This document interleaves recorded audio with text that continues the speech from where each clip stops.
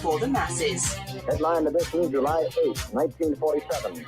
The Army Air Forces has announced that a flying disc has been found and is now in the possession of the Army. If the game is rigged, change the game. Game changer. I occasionally think how quickly our differences worldwide would vanish if we were facing an alien threat from outside this world. This is Fade to Black with your host, Jimmy Church, on the Game Changer Radio Network. I need your help to get to the year 1985. You are listening to Fade to Black with Jimmy Church on the Game Changer Network.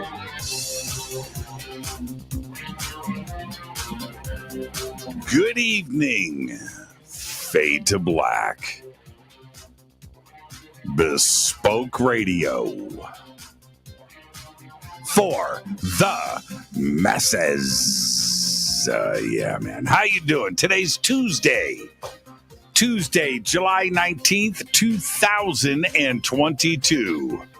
Oh, man. Tonight, it's going to be a good one. Stay with us.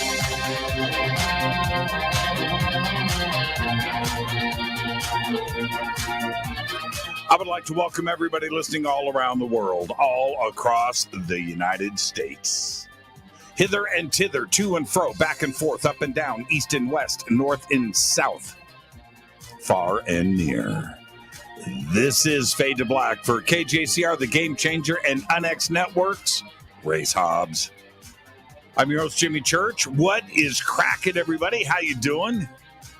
An amazing week this week on Fade to Black. Last night, Whitley Strieber was here. Tonight, our very special guest is me.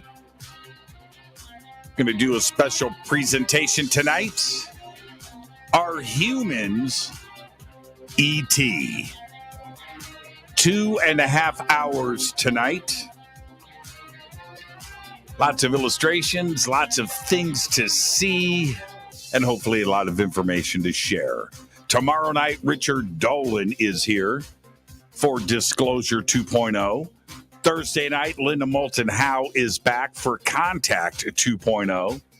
There was no Fader night this week. Deal with it. That's right. Deal with it. Whew, man. 2.5 hours tonight, so get ready. Get ready. Now, a couple of things I've got to get out of the way. Next month on Tuesday night, August 16th, I'll be at UPARS here in Los Angeles in Studio City, California. I want you to visit uparsla.org for tickets and information. We've got seating. It's going to sell out. We've got seating for 200, and it's going to be standing room only. And if you want to attend, if you live in LA, you're going to be around LA, you're going to be visiting LA, Tuesday night, August 16th is where you want to be, right there at UPARS in Studio City, uparsla.org. Now, right now, you can get your free membership to the UNX Network. All you have to do is very simple. Go to unxnetwork.com. You will receive the monthly newsletter. You're going to get blog access. You're going to get event notices. You're going to get a free digital copy of their quarterly magazine. And you can check everything out right now at unxnetwork.com. It's free. It's free. Go and join today. The UNX Network. Race Hobbs. Margie K. I'm so proud to be on their network. I can't tell you. I love Race Hobbs. And Margie, man, she just never stops. So go support and get your free membership. That's all you got to do. Head over there right now. And also, Eden Pure loves the Fadernauts. And I'm going to let you know that they have extended their BOGO deal to the Fadernauts right now for their thunderstorm. And I keep letting everybody know I've got 3 of these. And it's sitting right in front of me, right here in the bunker running. You don't hear it, do you? It's amazing. And Adrian Valera was over at the house this weekend. And he comes through and he goes, dude, I've been wanting to get one of these. He's in my kitchen. And I said, yes, they are the best. And so I gave him all of the information. And right now it's buy one, get one free. Buy two, get two free. Buy five, get five free. It's the time to stock up and get your Thunderstorm. I've got one in my new home gym. I forgot how easy it is to stink up a room. Well, I fixed it with my Thunderstorm. You can plug it in the wall. It's USB. Put one in the car. If you're a trucker, if you are in logistics and you are driving a truck, a tractor trailer, you need this in your tractor trailer. That's all I've got to say right there. I love my Thunderstorm. Okay, so they've extended the BOGO for the rest of the week. And all you've got to do, click on the link below. And the promo code is Fader BOGO, FADERBOGO, Fader BOGO. Buy one, get one free. Eden Pierre loves the Fader knots, man. And there you go. All right. Links for everything that I talk about is in the description box below. I have a special announcement. I'm going to do this tomorrow night. I was going to do it tonight. I got tied up, but got a special announcement for a Skywatch, a private Skywatch I'm going to be doing with a very special friend of mine, but I'm not going to do it now. I'm going to announce it tomorrow. And this is small, it's private, it's exclusive. And there's an opportunity for a couple of you to get in on this if you want to do it. All right, so we will make that announcement tomorrow night. Okay, all right. Where am I at? Follow me on Twitter at JChurchRadio. That's what you want to do. Follow me on JChurchRadio. And go check out my Instagram at Jimmy Church Radio. You can do that. Hashtag F2B is the sandbox open right in front of me right now. And Philip Daniels, you know what? How is it that you Fader knots can turn any show into the marijuana? How is that? I mean, I'm doing a show tonight about how humans are ET, right? And you want to turn that? You guys are the best, man. I love this audience. Oh, man. I haven't done the Mary Jane in so many years. I don't think it's too strong now. You know, it's been 20 years. It's just too strong. It scares me. It really does. Let's get to the breaking news. Britain, the UK, is to start testing Star Wars-style laser weapons that will be able to shoot down drones and rockets from up to 6 miles away. Defense company Raytheon UK has announced it will be opening an advanced laser integration center in Livingston, West Lothian next year. It said the new European hub will focus on testing, fielding, and maintenance of defensive high-energy laser weapons. The weapons will be designed to take down drones, rockets, artillery, and mortars with just a highly concentrated beam of light. What could go wrong? Google is planning to test augmented reality, AR, prototypes in public beginning next month.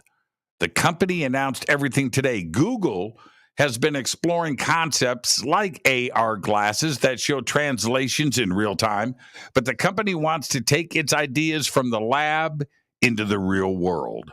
According to a Google support page, the company will start testing a small number of prototypes with select areas of the United States with strict limitations on where testers can operate and the kinds of activities they can engage in. And that scares the crap out of me. Testers will have to go through device, protocol, privacy, and safety training. I'll say it twice. What could go wrong? Now, since launching on December 25th, 2021, NASA's James Webb Space Telescope has been pelted by at least 19 tiny space rocks, including one large one that left a noticeable damage on one of the telescope's 18 gold-plated mirrors. In a sprawling new status report posted to the preprint database archive.org, NASA researchers have shared the first images showing the extent of the damage, and you can go check it out right now over at Archive. That's arxiv.org. Now, I'm going to talk more about this in just a bit because the race to Mars is getting crowded. Two startup space companies right here in California, Relativity Space and Impulse Space, announced today that they are teaming up to launch the first commercial mission to Mars in 2024, years before the first potential trip by the more established SpaceX, which is known for its long-term plans to establish a human settlement on the Red Planet. Now, according to a press release, Relativity Space would provide its reusable 3D printed Terran R rocket for the mission's launch, while Impulse Space would provide its Mars cruise vehicle and Mars lander to place equipment on the Martian surface. The 2024 timeline for this proposed mission would put Relativity Space and Impulse Space ahead of Elon Musk's company, which could land a commercial mission on Mars by the end of this decade, according to the company's president and chief operating officer, Gwynne Shotwell. SpaceX hasn't set a firm date for their planned Mars trip as of this show. There you go. Well, federal prosecutors said yesterday that they declined to bring charges against the people associated with CBS Late Show with Stephen Colbert. As you know, they were arrested in a building in the U.S. Capitol complex last month. All right. Well, it happened yesterday. It went down when a herd of loose cows shut down a portion of Florida's turnpike in the central part of the state Monday afternoon, leading to a massive traffic delay. Efforts to corral the roughly 70 cows that were let loose during a truck fire brought all lanes to a standstill for more than 3 hours near St. Cloud, about 27 miles southeast of Orlando in Osceola County. Now, the cab of a tractor trailer driven by a Samson, Alabama man caught fire. He pulled the truck off the northbound highway lanes and opened the cattle trailer to save the cows from smoke and flames. There you go. Well, China's back in the news, so I've got to get this in. Check this out. I mean, China doesn't like coming in second. They just don't. But right now they have to. And they're playing catch up because Chinese launch services company CAS Space has signed a cooperation agreement with the giant state-owned travel company, Chinese, for space tourism in China. CAS Space, a Beijing-based rocket company, recently signed an agreement with Hong Kong-based China Tourism Group to jointly explore and advance the market for space tourism. CAS Space, spun off from the state-owned Chinese Academy of Sciences, made the announcement on its official account on Chinese social media app WeChat. And that's your breaking news. Let's get this show cracking. On this day in history, 1799. We have a few dates in history that are huge. I mean, huge. And this is a big one, 1799. The Rosetta Stone is found when a French soldier discovers a black basalt slab inscribed with ancient writing near the town of Rosetta, about 35 miles east of Alexandria. On this day in history. Didn't know what they had. Took a while to break that thing down. All right, here's your fader fact.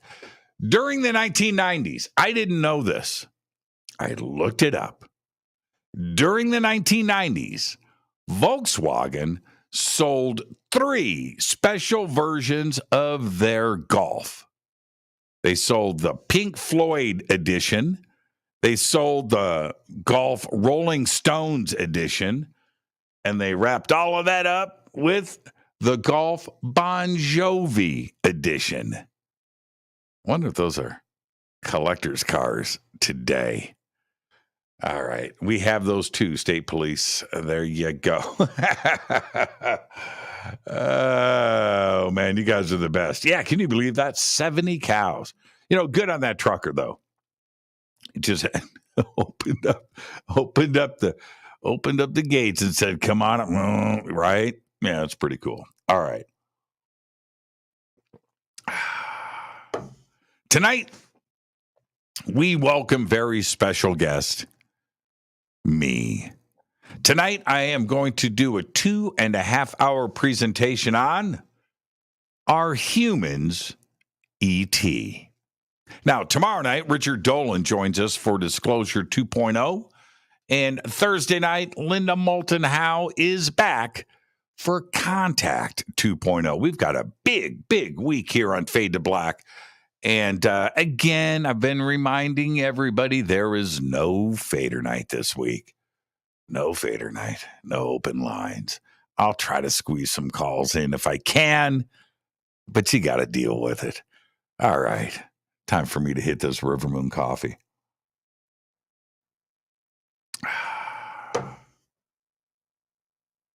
rivermoonwellness.com.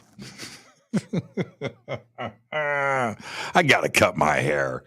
I grew it out. I showed myself that I can still grow my hair. It's too long. It's too long. I got to cut it off. I'm 58, not 21. You know what made me think about this today? So I was pulling my hair back and I went, man, I could put it in a ponytail. And I stopped right there. I am not doing the 58-year-old dude ponytail. Ain't going to happen. Just not going to happen. I think I'm going to go cut it off tomorrow. Maybe I'll do it this weekend, but that's it. I think I'm going to keep this, right? I'm going to keep this, but all of this is gone. It's gone. That's it. I'm cutting it off. So you're probably going to see me on Monday looking respectable again. There you go. rivermoonwellness.com. Fade to Black blend. Best coffee in the world. Truly. If you could experience what I'm experiencing right now, I've got a few things going on. I've got the thunderstorm cranking. I've got sage incense burning over there. I don't know if you can see it, but there is smoke permeating in here. And I've got coffee. The combination of the three, pretty cool. All right. Where am I at? I was just talking about the space race to Mars. And it's really interesting because, I'm kind of tripping out on this because right now we've got this real space race, a real one, private companies trying to get to Mars, and they want to see who's going to be there first. And I get that. And I never thought that anything like this would go down, especially in my lifetime. And I gave up on Mars after Apollo got shut down. And when Apollo got shut down, and I'm not kidding, I was like 11 and 10, 11. And I remember that. The next Apollo missions have been scrapped. Apollo is now canceled. And we're going to focus on the STS, the Space Shuttle, Skylab. And I was like, what? What kind of crap is that? And I seriously checked out. Now, I thought that the Space Shuttle was cool. I did. But the space shuttle's original mission and the STS mission, that was all supposed to go to the moon. Nuclear engines were going to be used to go to Mars, and they had these shuttles and these tugboats and these things all set up. It was cool. They had this whole mission laid out. Nixon comes in and nixes the entire thing. But here's the deal. If you want to relive history, which I do, and jump into an alternative view, the Mars space race, Apollo, all of that, you need to check out the series For All Mankind over on Apple TV. I'm not a paid endorser of Apple TV. It sounds like I am, but you've got to check out For All Mankind. Right now, it's in the middle of its third season. And the setup for all of this, man, I cannot wait for the next episode, the next episode, the next episode. The whole thing kicks off in 1969. And, right? The race to the moon. And we don't get there first. The Russians do. The Russians get to the moon first. And now I'm not going to, no spoilers here. I'm not going to do that. Not going to happen.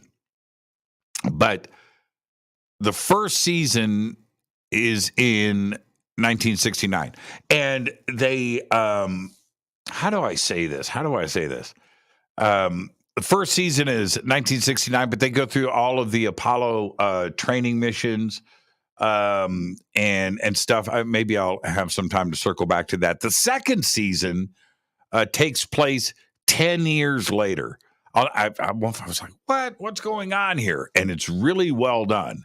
I'm not going to give anything away. The third season, where we are now, 3, is in the 1990s. Now, no spoilers, but the third season is about a 3-way race to Mars.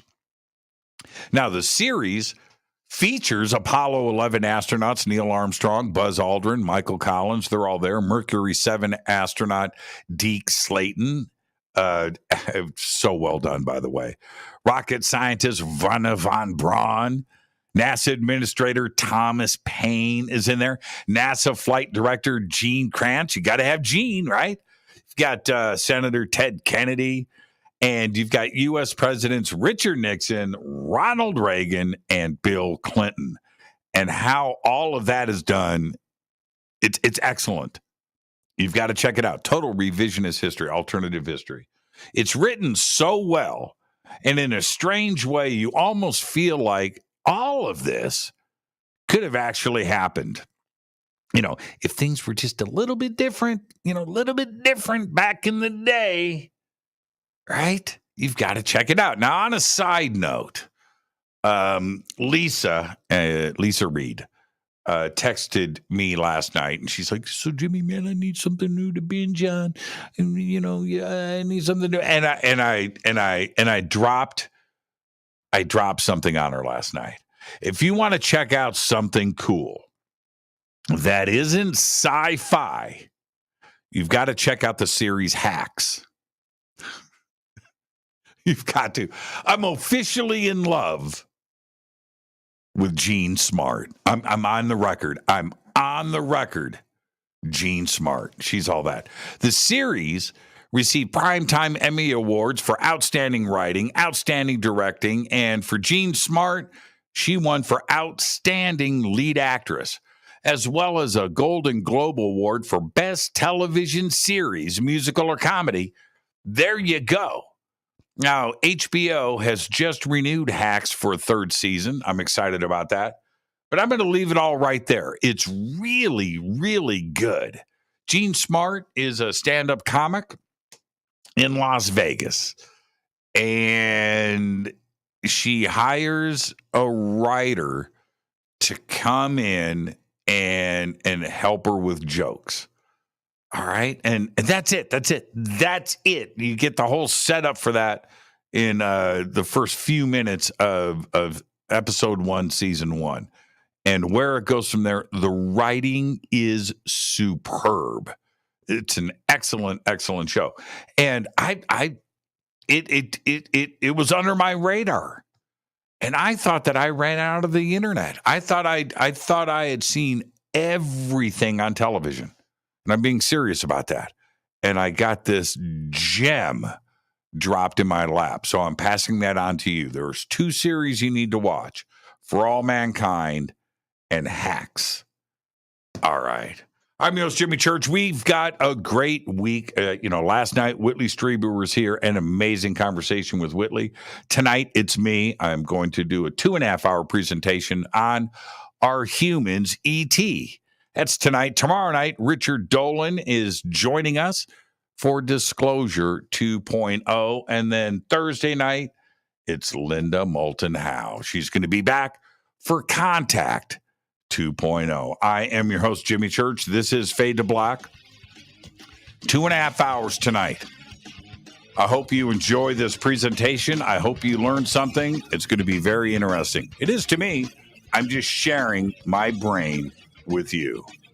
This is Fade to Black. I'm your host, Jimmy Church. We'll be right back after this short break. Stay with us.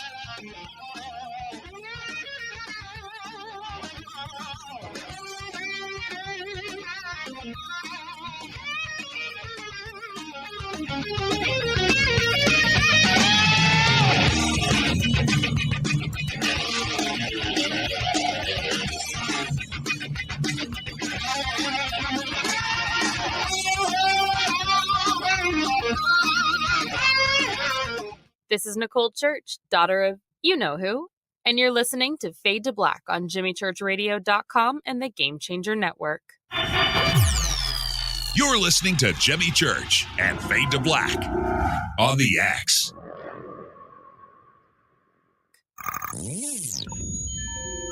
You're listening to Jimmy Church, Fade to Black.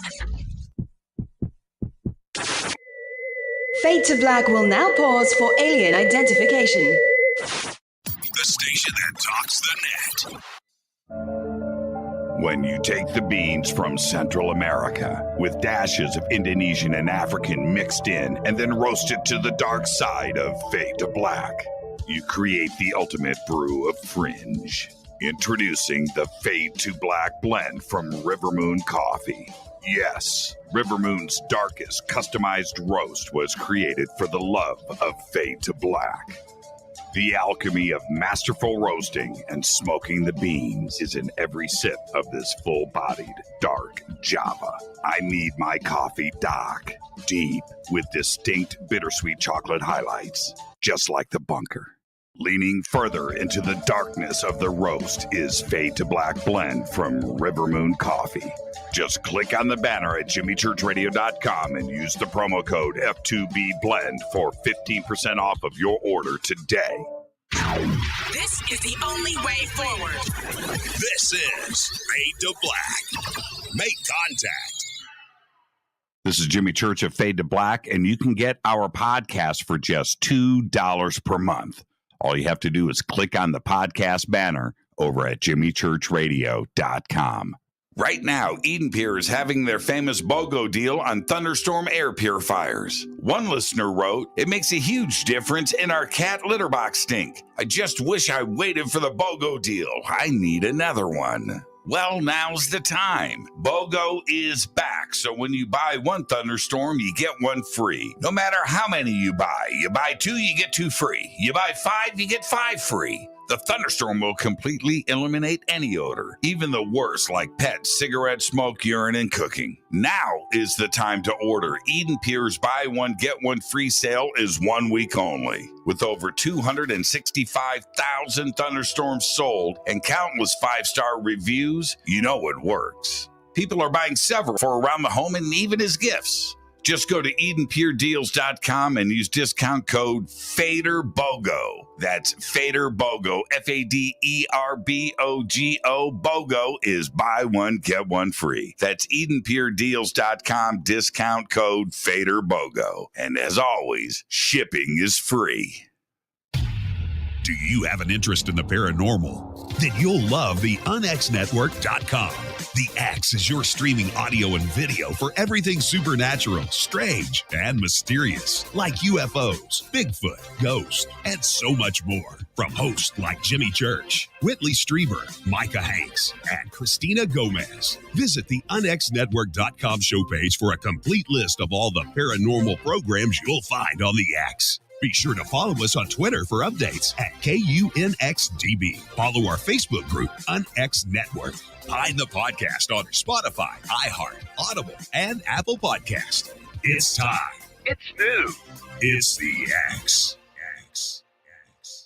Right now, the world couldn't be more chaotic. History shows us what gold does when the world goes crazy. It goes up in value. Right now, we're in unprecedented times. The pandemic, the war in Ukraine, the devaluation of the U.S. dollar. Gold and other precious metals are a defense measure against the hyperinflation that's happening right now. So, what can you do to protect yourself? Call my friend Alan Johnson at United Gold Group. He's dedicated to helping people secure their retirement income. He'll help you with gold, with silver, and other precious metals, and show you how to set up your own self-directed IRA. Safe and secure, United Gold Group makes gold ownership easy and affordable. There couldn't be a better time, so call now and get a silver American Eagle proof set with a qualified IRA. Call 800-753-8534. That's 800-753-8534 or visit UnitedGoldGroup.com. Reach out to my friend, Alan Johnson.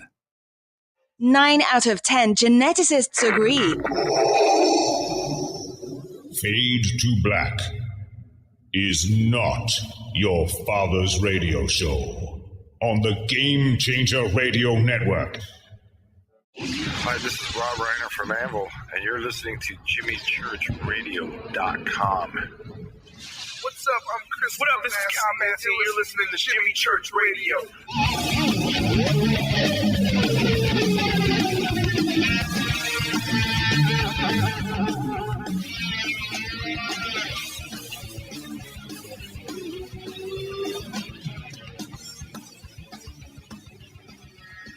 Okay, welcome back. Fade to Black. I am your host, Jimmy Church. Tonight, I'm going to give you a presentation, 2.5 hours, on Are Humans E.T.? And there is a few ways to look at this. There's a few ways to approach this. This one is mine. And a lot of information like I have been presenting over the last month. I've been doing these on Monday nights. Had to do it tonight on Tuesday for obvious reasons. And I am going to continue to present the facts, but also and try to pull the woo out, present the facts, but also things that are never talked about. And I have a twisted head. I have a twisted mind. And it's just the way that I'm built. I can't help that. And I look at things in a very strange way. And I scratch my head and I think way too much. Okay. And that is this presentation tonight too, as well. Now, a lot of information. I hope that throughout everything tonight that you will take some notes, maybe actual notes, and write something down, but also think, and maybe I will inspire you to go off and do your own research. And I think that's the funnest part about all of this. When I watch documentaries, when I read books, I am inspired to go out and do my own research. I love to do that. So hopefully tonight you will do the same thing. Okay. All right. So are humans ET? And where do we start with this? And we're going to go here, which is our sun. The sun. The sun, like nearly all stars, by the way, it burns bright through its nuclear reactions, sending light, heat, and energy out into the universe over a time span of billions of years. Now, this is an extreme time span that allows any civilization to evolve and grow, including ours. Okay? But the first question that you have to ask, and it makes a lot of sense to ask this one first, which is, with all of that hydrogen burning up in its core, why doesn't it just blow up all at once? Right? Makes sense. We've all heard the stories, right? The hydrogen molecule, the fusion, and it takes, millions of years to get to the surface of the sun and the journey that the energy takes. Well, that's pretty interesting. What is preventing an explosion, right? Well, we'll get into that and so much more, because tonight is all about humans being extraterrestrial. And we're going to get to that. And we will, but we must start with our sun. And remember, to officially be ET, you have to have your own sun. It's just the way it is. So, what are the basic facts? Well, honestly, there's just one to consider. Just one. Our sun is expected to live 10 billion years. It's already 5 billion years old. So, yeah, it's about halfway done. Now, let's dive a little deeper. There are three basic stages of life for our sun. And we are currently in the first stage. Right? Yes, the first stage has lasted for half of its life, 5 billion years. Now, right now, in its current stage, our sun has a hydrogen core that is surrounded by a helium shell. Gravity pulls the mass of the sun towards its center core, and the massive pressure compresses the helium shell onto the hydrogen. And the temperatures needed to fuse hydrogen, and this is important, to fuse hydrogen and helium together is extreme. And that creates fusion. Now, the temperature that is needed for fusion of helium and hydrogen is about 5 million degrees. Our sun has a core temperature of about 10 million degrees. And it's this perfect combination of mass versus gravity that has allowed our sun to just cruise along for the last 5 billion years in a nice, stable, life-creating energy source. Now, every single second, the sun fuses 600 million tons of hydrogen into helium. Those 600 million tons of hydrogen that get fused every second sounds like a lot, and it is. But if you break it down by volume, the sun produces about 300 watts per cubic meter, or the amount of body heat generated by 2 adult humans. Think about that. Sound perfect? Well, it does, because it is, for now. The second stage, or middle age, if you will, right? When you buy the Corvette at the age of 50. Our sun in the second stage is when things start to get nuts. And although we have enjoyed 5 billion years of stability, the next stage will happen very quickly. And if you compare it all to the first half of the sun's life, the first 5 billion years, it's going to happen overnight. Now, right now, gravity force and the delicate balance between hydrogen and helium are pretty magical. Our sun has the right amount of mass to just behave but it's going to change. And just like anything, when a balance shifts, radical things happen quickly. And you can kind of, think about the teeter-totter on the playground when you were growing up. It's pretty fun when it's in balance, right? Okay, you got your partner over on the other side and everything is cool. But when suddenly somebody jumps off, right? Well, you get the idea. So once there isn't enough hydrogen to hold the helium shell back, right? Helium will pour into the center core, replacing the hydrogen. And at that point, fusion will stop. It's at this point when all of the drama starts.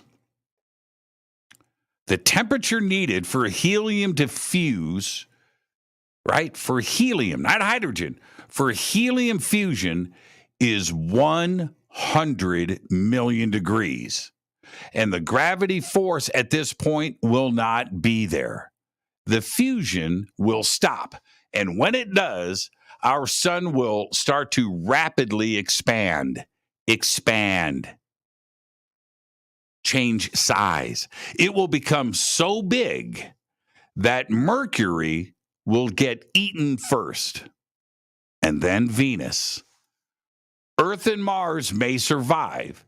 Current calculations say it's anybody's guess, right? And the view from Earth is going to be insane. Looking up at the sky is going to be pretty intense because the sun is going to become a red giant. Red. And that's all you are going to see. Well, if you were there. Everything in the sky will be the sun. Now, by this time, the temperature on Earth will exceed 5,000 degrees. The oceans will have evaporated. They'll long gone. Our atmosphere is going to be burned and blown away. And what is going to remain is going to be a charred, blackened, volcanic mass. But here's the deal. Nobody will be here to see it because we will be long gone. Right now, if we manage to survive a comet or asteroid impact before the sun goes berserk, right? If we manage to survive nuclear war or self-destruction, right? Disease, famine, an alien invasion, whatever, we will have already departed our planet for a journey to the stars, seeking out a new place to live. We're going to be departing on massive colony starships, heading out in every direction. That's right. We will be the extraterrestrials. Now, we're going to leave behind a solar system that we wouldn't recognize. Our sun won't have the gravity to keep the remaining planets in their orbits. Some may actually be kicked out. And our sun will grow and shrink a few times.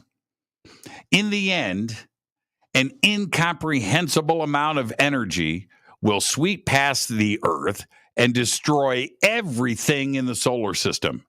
The energy released will be enough to briefly outshine the entire Milky Way galaxy. And a new nebula, like the Crab Nebula, would be visible to nearby star systems, expanding outward for thousands of years. Now, our sun, given its mass, will eventually collapse into a tiny white star smaller than Mercury until it burns itself out. And that's it. The end. Here's the situation. This is not dark. This is not morose. This is not the end of things. And I know that we love this planet. Nobody wants to see it go away, but it's going to. And in the end, the only thing left will be our sun, which is going to be about this big, and it's just going to die.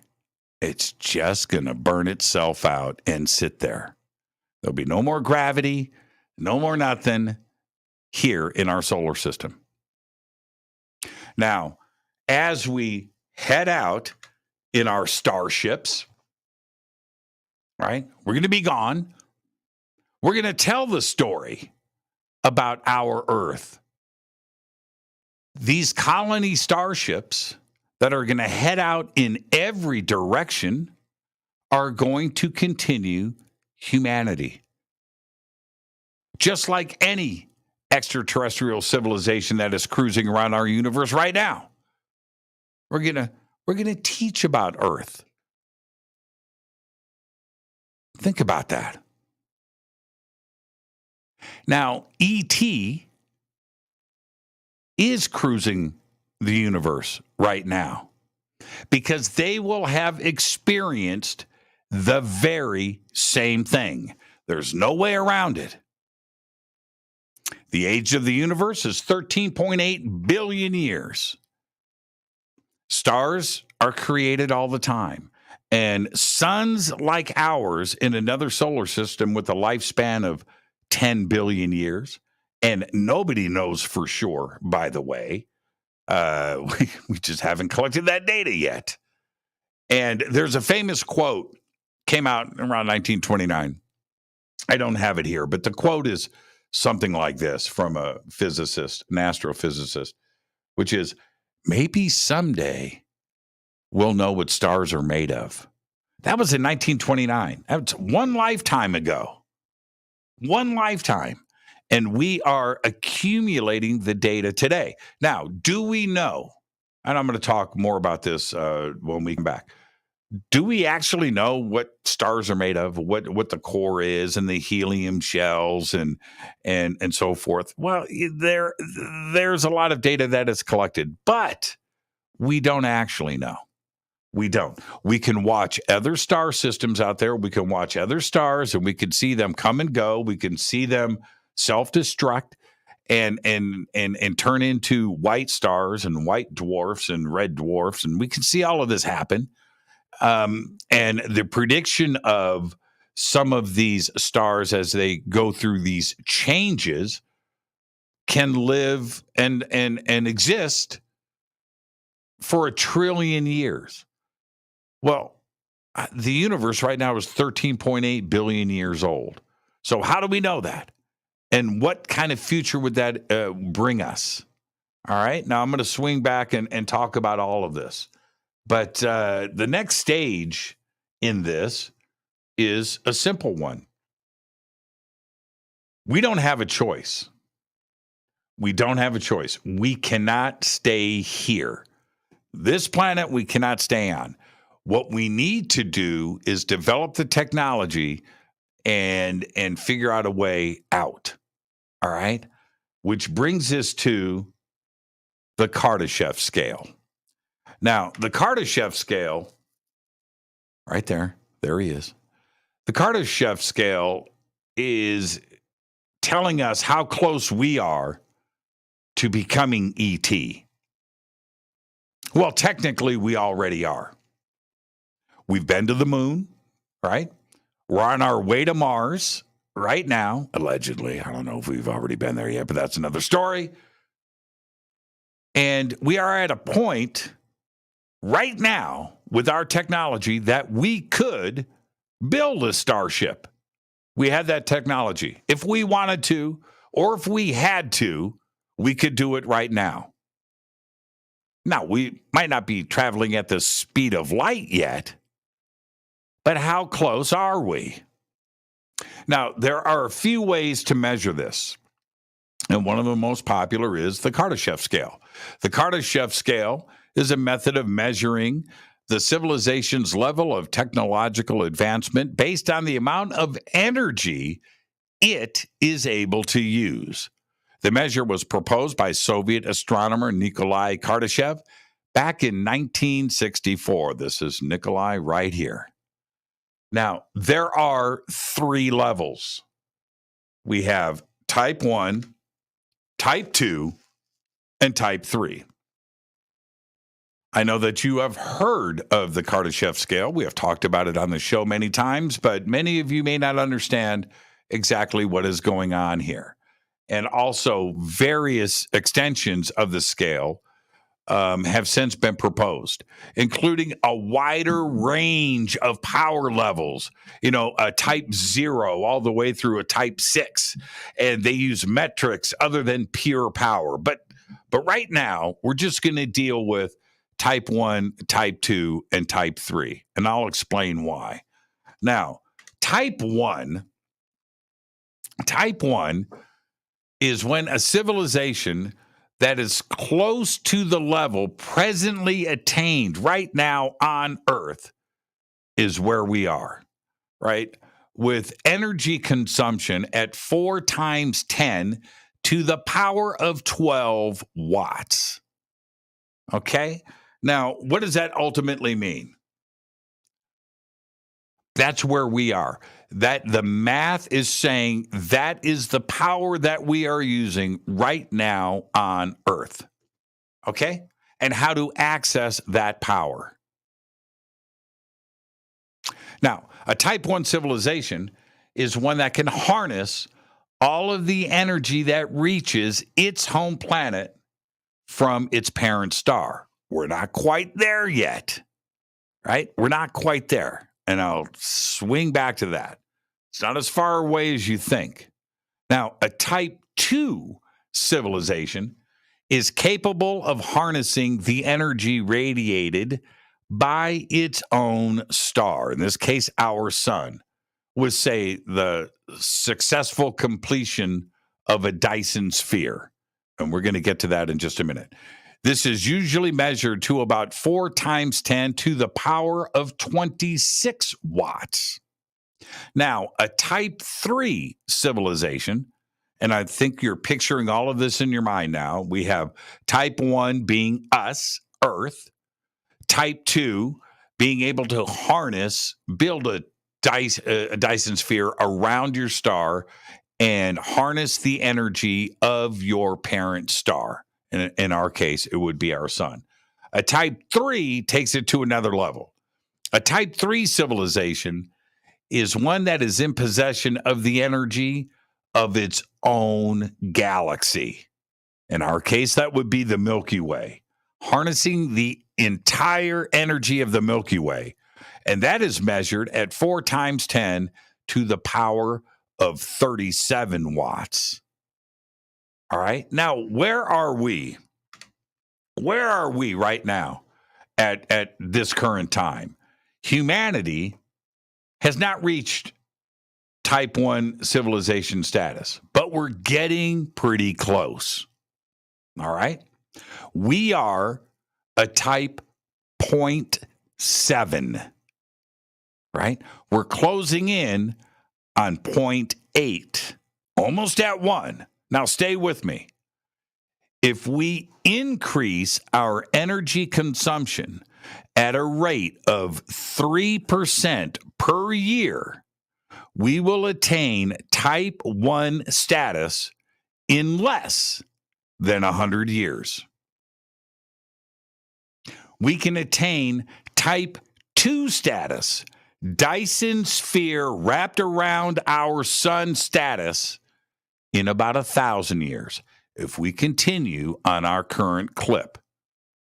And we can actually attain type 3 status, harnessing the energy of our entire Milky Way in about 100,000 years.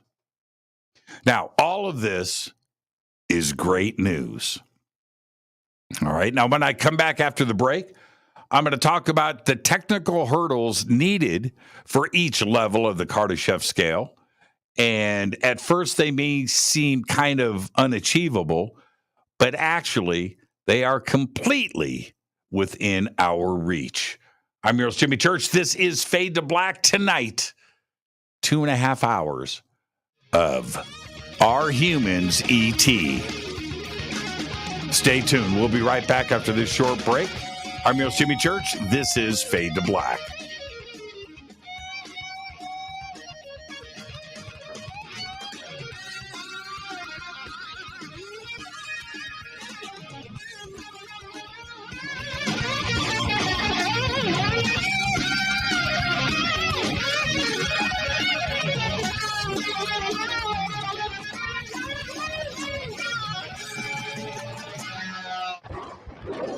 This is Fade to Black with Jimmy Church on the Game Changer Radio Network.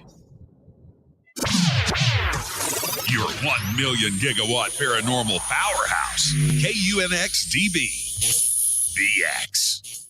Right now, Eden Pier is having their famous BOGO deal on thunderstorm air purifiers. One listener wrote, "It makes a huge difference in our cat litter box stink. I just wish I waited for the BOGO deal. I need another one." Well, now's the time. BOGO is back, so when you buy one thunderstorm, you get one free. No matter how many you buy 2, you get 2 free. You buy 5, you get 5 free. The thunderstorm will completely eliminate any odor, even the worst like pets, cigarette smoke, urine, and cooking. Now is the time to order. Eden Pier's buy one, get one free sale is 1 week only. With over 265,000 thunderstorms sold and countless 5-star reviews, you know it works. People are buying several for around the home and even as gifts. Just go to EdenPureDeals.com and use discount code FADERBOGO. That's FADERBOGO, FADERBOGO. BOGO is buy one, get one free. That's EdenPureDeals.com, discount code FADERBOGO. And as always, shipping is free.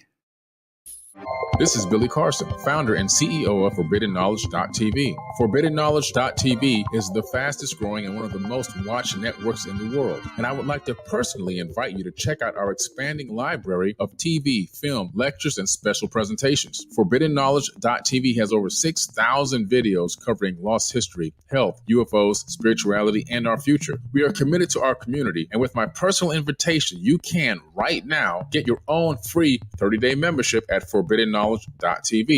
Your own library of information starts today at ForbiddenKnowledge.tv. Because you never got that pony you always wanted. Damn it. Jimmy Church and Fade to Black on the Game Changer Network. Listen, I know, and you know, that you've always wanted your first crystal skull. Or maybe you're a collector just like me, but you just don't know where to go to find the real thing. Then I met Carolyn Ford over at EinsteinTheCrystalSkull.com. Carolyn is the guardian of Einstein, one of the most respected ancient crystal skulls in the world. All of her unique skulls have been imprinted sitting with Einstein in his sacred lodge and are carved from the finest gemstone and materials. Imprinting is the process of receiving the ancient wisdom from the master skull or master computer, Einstein, the ancient crystal skull. To see Carolyn's current collection of crystal skulls, just visit her store at EinsteinTheCrystalSkull.com or click on the banner over on our site. Don't forget to use the promo code Jimmy at checkout to receive 10% off of your order today. That's promo code Jimmy. Finding your first or next crystal skull is easy. Just visit EinsteinTheCrystalSkull.com. Hello, I'm Katie, and you're listening to my main man, Jimmy Church, on JimmyChurchRadio.com. Hi, this is Ray Hobbs here, repping the planet, and you're listening to my good friend, Jimmy Church, Fade to Black. This is Toby Kebbell. You're listening to JimmyChurchRadio.com. Don't hurt me, Jimmy. I'm only little. Hey, I'm Adrian Grenier, and this is Ari Gold. We're the Honey Brothers. We're of the Honey Brothers. Hey, I'm Adrian Grenier, and I'm Ari Gold. We're the Honey Brothers, and you're listening to Jimmy Church. The Revolution. This is Jimmy Church of Fade to Black, and you can become an official Fadernaut by just going to our membership section at JimmyChurchRadio.com. Hello, this is Serena Wright Taylor from Conscious Life Expo, and you're listening to Fade to Black with Jimmy Church, who holds the Lucky Pony record for the best astrological chart since 1963.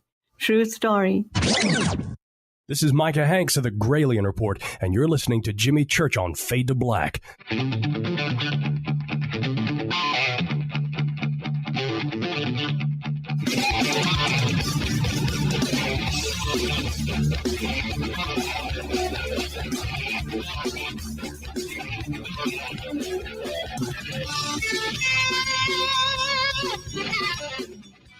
Welcome back, Fade to Black. I am your host, Jimmy Church. Tonight, are humans E.T.?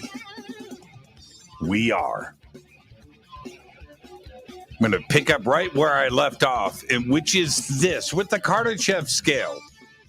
And Michio Kaku has written many books about this, and type 1, type 2, type 3 civilizations. We are less than 100 years away of achieving type 1 status. There are some out there that will say that we're a type 0 civilization, and we're not. No, we're getting very, very, very close. But the technical hurdles needed for each level of the Kardashev scale, and I get it may seem at first to be unachievable, but actually they are completely within our reach. But the facts are, we have to be ready to blow this popsicle stand at any moment. Seriously. Now, here's the deal. Our sun, its composition, and its age are all based on pretty sound data and a lot of research by many, very smart people. And I get that. But if we are going to be totally truthful here and just talk the facts, well, nobody knows for sure. Now, it's obvious to say that nobody has been to the center of the sun. Nobody's been to the center of our planet. And we are just now starting to understand what a star is or a black hole. And the debates still extend on these subjects because nobody knows for sure. Nobody knows how planets are formed. Nobody knows how Earth got here. Lots of theories, right? But this is just the way that it is. So the timing of when our sun is going to go berserk is just anybody's guess. And that is the helium fusion phase. But nobody can predict a gnarly, coronal mass ejection. Nobody can predict that. And if we think about some of these other considerations about getting to type 2, to have a Dyson sphere built around our sun. There it is. It's 1,000 years away. And to think about us being at this stage, that's just 1,000 years. And when we look at the big picture of this, Egypt until Cleopatra was 3,000 years old, right? And since then, since year zero, right, 2,000 years have passed. And that's where we are right now. In 1,000 years, we're going to be building a Dyson sphere around our sun. We are going to harness the energy of our sun. We will be a type 2 civilization. And as crazy as that sounds, this is where we are headed. And to be able to predict and look into the future at the helium fusion stage and our sun, needing 100 million degrees to complete that cycle, it's not going to happen. Not with our sun. Our sun is going to explode. It's going to fry out the solar system. And before that happens, we've got to be ready to go. And we are in a space race to get to Mars. And it seems like for us to get to the Dyson sphere stage, to get to the type 1 civilization stage, that is years off and we're not going to get there. No, we are going to get there, and we're going to get there sooner than you think. But there are other reasons to blow this popsicle stand. Our sun has been remarkably stable for the last 5 billion years. But we can't predict, and nobody knows when, we could have a catastrophic coronal mass ejection. Nobody can predict that. Nobody can predict our planet being absolutely fried. It just recently happened in Alpha Centauri. Proxima Centauri, Proxima B, the second planet out there, just got toasted right after we discovered it as an exoplanet. Very excited about having an exoplanet that close to Earth, 4 light years away. And as we were observing it, and we were looking and we were measuring, a coronal mass ejection happened and literally fried Proxima B into coal. So nobody can predict when something like this may happen with our own sun. So we have to be prepared for that. We do at a moment's notice. You know, a coronal mass ejection could fry, if it hit us directly, our planet. But what about an asteroid impact? Right? We need to be ready to go at a moment's notice. Right? If we find out that a planet-ending event with an asteroid is on our way to this planet, and we don't have preparations, A, to stop the impact, or B, to get off this planet so somebody can survive, right? Then it's over, right? But what about something else, even crazier, like an asteroid impact on the moon? We can look at the moon's surface and see that it's been littered and impacted for billions of years, right? But what if that happened? What if that happened? Are we prepared for that? Right? The moon is one of the reasons why we have life on this planet. And if the moon goes away, again, it's over. So we need to be prepared. And we are getting closer and closer to that moment where right now we have the technical ability to go and build a starship. We do, right? If something happens to this planet, we've got to be ready to go. So, yes, eventually we have to be interstellar. We've got to be ready to go. We have to build a fleet. We have to become fully extraterrestrial. Anything else is simply not an option. It's not an option. We cannot stay here on planet Earth. Life here is temporary, and we need to start making the preparations for our journey to the stars and seek out a new place to hang out. That's it. Now, E.T. and their sons and the Kardashev Scale, when we flip everything backwards and look at it, they are going through the same things that we are. And they've gone through the same things that we are. Because right now, as I give this presentation to you, the James Webb Space Telescope is searching for evidence of a type 1, type 2, or type 3 civilization. Back in, by the way, I want everybody to take a close look. Here's the James Webb Space Telescope. Here's another shot of it. I don't think anybody actually has a concept about how large the James Webb Space Telescope is. So I thought I'd show you this group shot. There it is with the engineers that helped design and build it. That's how big the James Webb Space Telescope is. All right. And it's out there looking.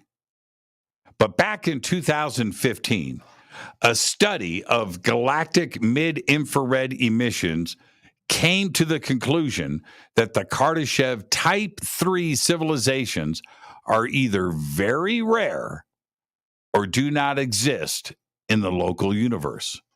But then in 2016, Paul Gilster, author of the Centauri Dreams website astrophysicist, discovered a signal from the star HD 164595.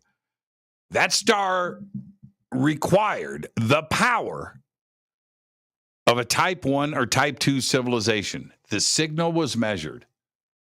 That's right. If produced by an extraterrestrial life form. Right? But the question is, if a civilization was a type 2 or type 3, would we be able to observe it? Now, let's take a look at our planet. Right? What is it that we know? Well, to observe life here, we have gone through periods. You know, we have the Industrial Revolution with its smokestacks, right? Its pollution. This stuff is all easy to detect from deep space. And of course, we've got things like our radio and television signals and the light and heat from our cities around the globe. So it would be pretty simple to detect something here. But if we're looking in the other direction with the James Webb Space Telescope and we're trying to detect a type 2 or type 3 civilization where we are about to embark, would we be able to see it? Now, we are moving quickly away from all of this. From the Industrial Revolution, we're moving away from pollution. We're moving away from radio and television signals. You know, all of those detectable traces, you know, that are our power sources, for example. And right now, in the next 100 years, when we become a fully type 1 civilization, our power creation will become more efficient. We have nuclear power, of course. We have fusion, which is being developed right now on this planet. The same source of energy as our sun is being developed right now on planet Earth. And we're getting pretty close to it. This is a fusion reactor right here, right? And then, of course, we have solar power, right?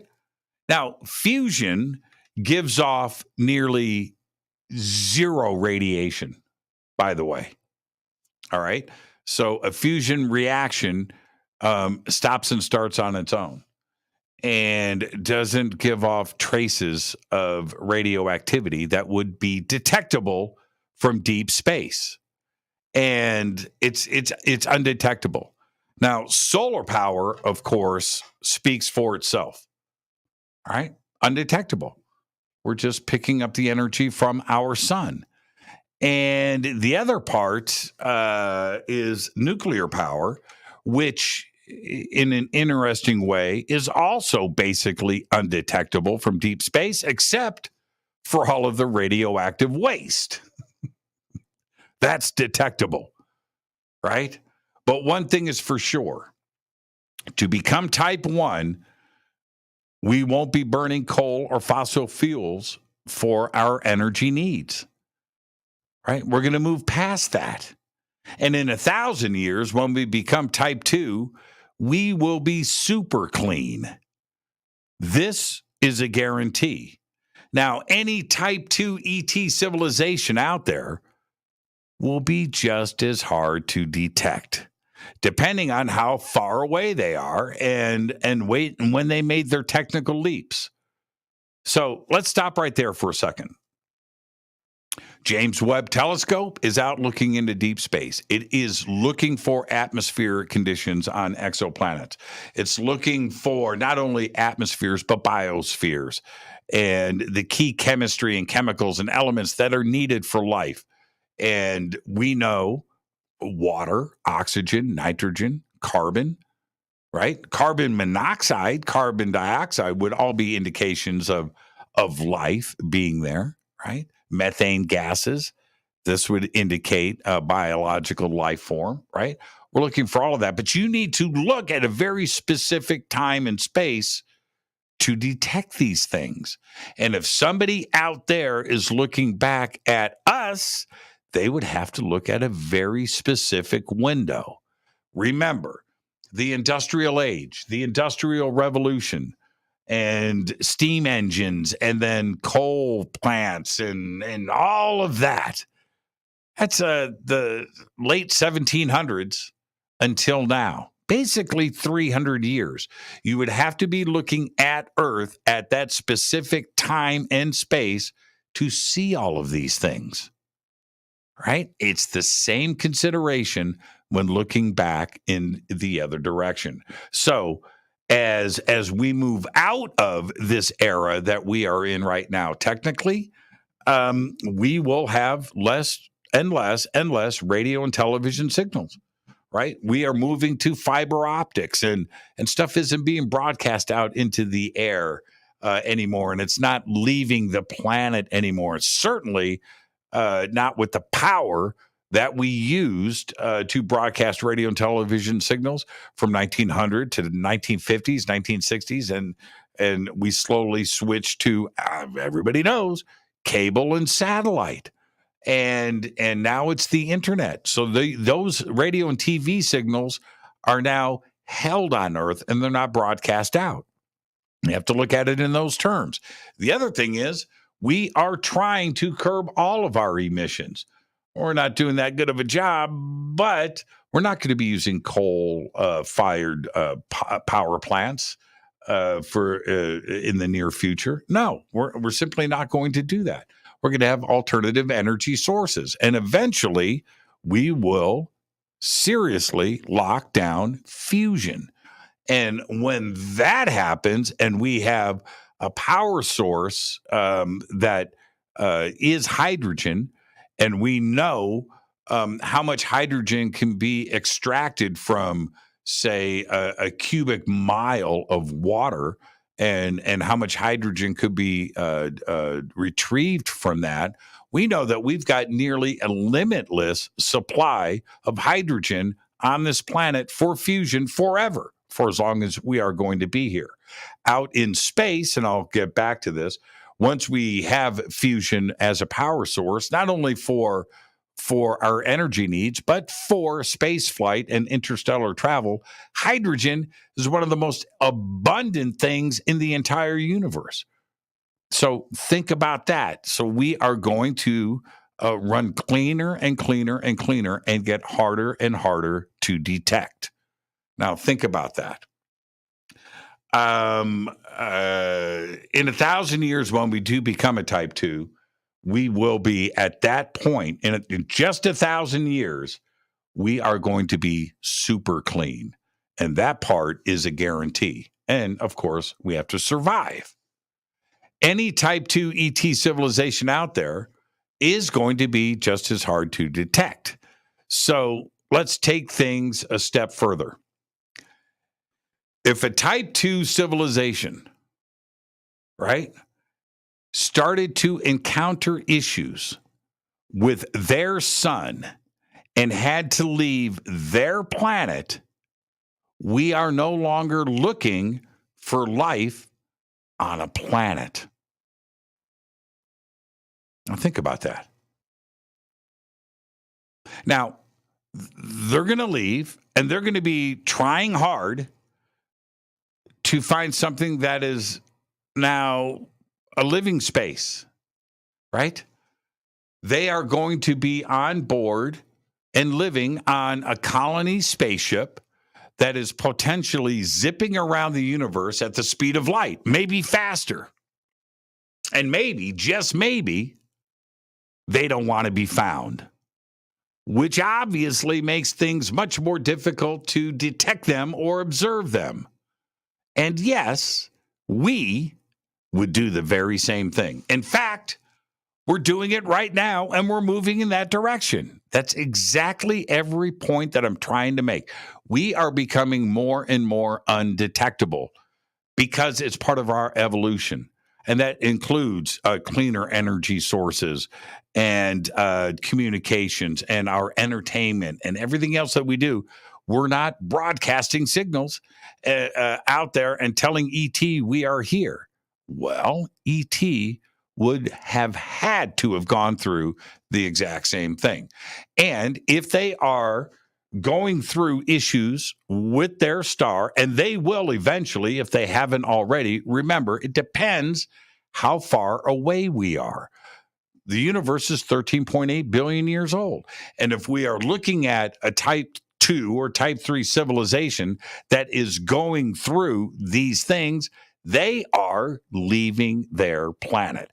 And by the time we see their planet, they may not be there. We're looking for signs of life for a planet that's been abandoned because their star is freaking out.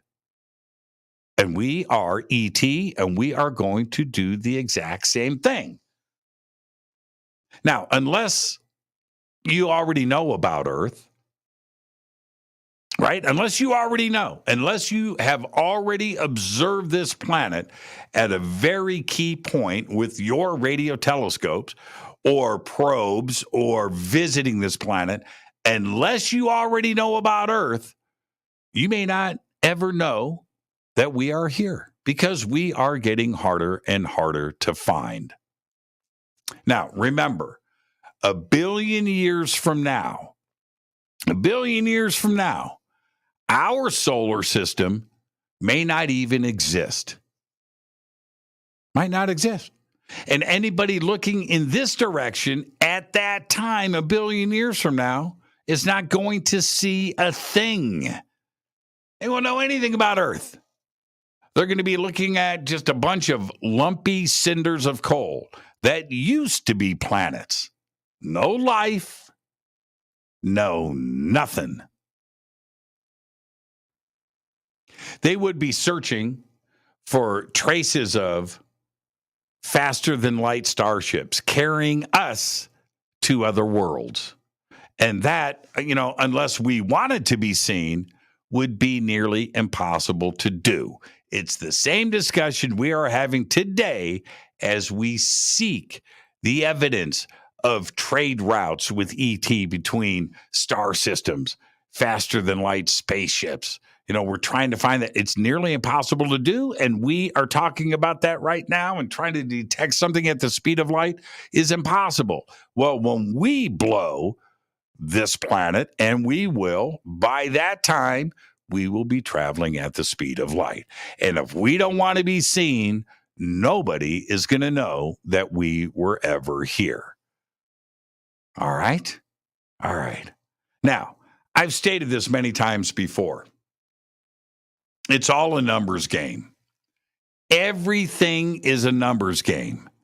The universe is about 13.8 billion years old. All right? And it's a big, big place. Now, over that amount of time, the amount of stars like our own, right?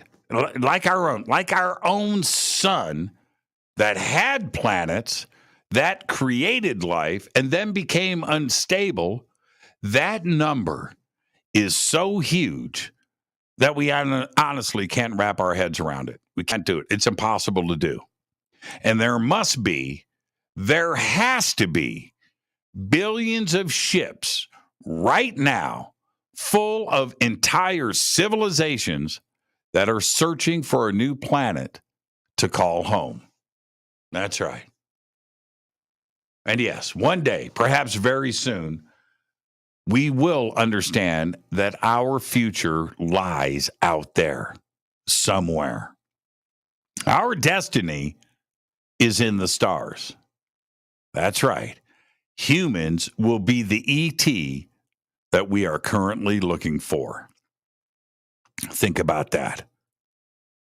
This is Fade to Black. I am your host, Jimmy Church. When I return, we're going to talk about escaping Earth. This is Fade to Black tonight. Are humans ET? I'm your host, Jimmy Church. I'll be right back after this short break. Stay with us.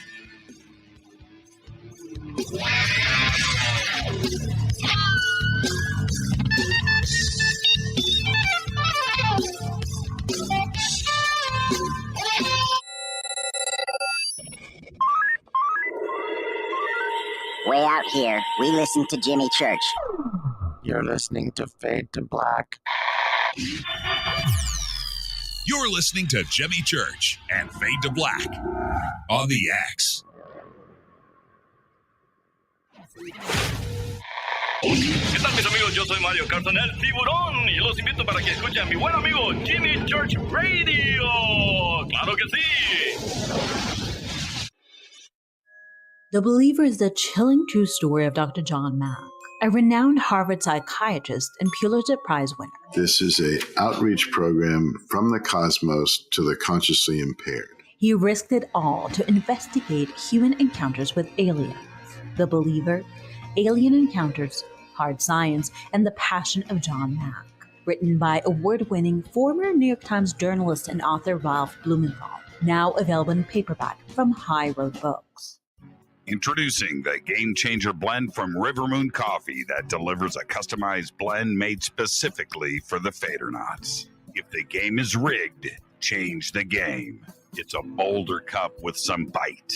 Game Changer is the coffee of choice for those that prefer an organic dark roast that is slightly lighter and milder, but it's still dark. With wild notes of pecans and chocolate with a rich, balanced, full-bodied cup that is roasted to perfection for a great coffee to start your day, as an after-dinner coffee or anywhere in between. Artisan, small batch roasted to perfection. USDA certified organic, all Rivermoon coffee is freshly roasted and packaged in the USA. Just go to rivermooncoffee.com or click on the banners over on our site and use the promo code F2BBLEND for 15% off of your order today. rivermooncoffee.com. Do you want to be an official Fadernaut? Of course you do. This is Jimmy Church of Fade to Black. Just go to our membership section at jimmychurchradio.com. Fadernauts, when you think about the future of our country and where we're headed, do you wonder about the food supply? I do. Disruptions in the food supply chain could be disastrous, and they usually occur with little warning. That's why the smartest thing you can do today is to stockpile emergency food, water, and other essentials. I personally recommend My Patriot Supply. They're the nation's largest emergency preparedness company, serving millions of customers for more than a decade. In fact, they're the only source my family trusts for our preparedness plan. You should too. Right now, save 20% off a full 4-week supply of delicious meals that provide 2,000 calories a day. Saving 20% helps too, doesn't it?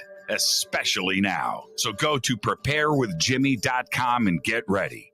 That's preparewithjimmy.com. There's no time to lose. Do it now. So, you love talk radio? Then you'll love TalkStreamLive.com. TalkStream Live is always on, 24/7 with the best streaming talk shows. Find your favorite talkers and discover some new ones. It's free, readily available online or on mobile with any smartphone or tablet. Finding your favorite talk shows all in one place has gotten a whole lot easier. Just go to TalkStreamLive.com. Be sure to download the free apps from Google Play or the iTunes App Store. You listen to us, and we listen to you. And so does the CIA. Hi, I'm Ray Sobbs, and I'm here to tell you about something I really think you're going to like. The UNX Network is a part of a larger group called UNX Media, and one of the things we offer is the quarterly UNX magazine, which is available both in print and digital formats. This amazing magazine covers all aspects of the unexplained and makes for a great coffee table periodical that is certain to spark enlightening conversations in your living rooms. We invite you to check out the latest digital issue for free. Just go to unxnetwork.com/membership and fill out your free membership with your name and email and become a new free member. The new summer issue is now available, and the theme is Time Anomalies, which includes a feature article written by our managing editor, Lee Spiegel. Just go to unxnetwork.com/memberships. That's unxnetwork.com/memberships and get your free e-copy of the UNX magazine today. You are listening to Fade to Black with Jimmy Church on the Game Changer Network. Oi, oi, I'm Reese Evans. You're listening to Jimmy Church. This is Revolution. The revolution will not be televised. The revolution is on radio. Ciao.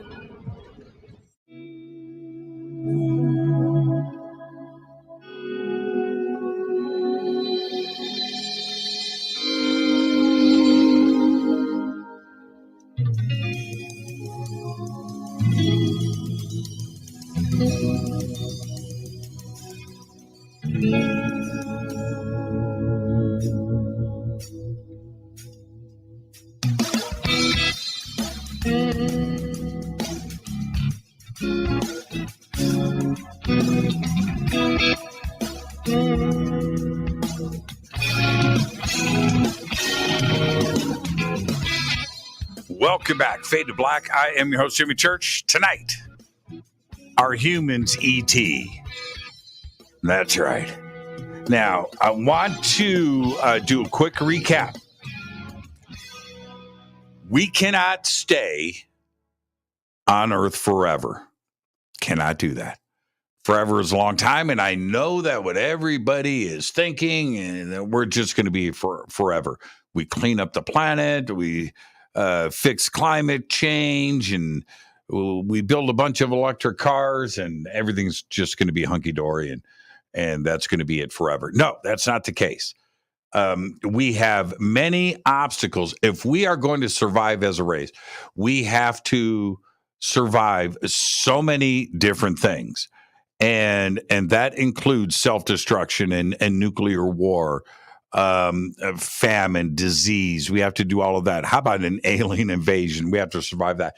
We would have to survive a potential asteroid or comet impact. All of these things could end.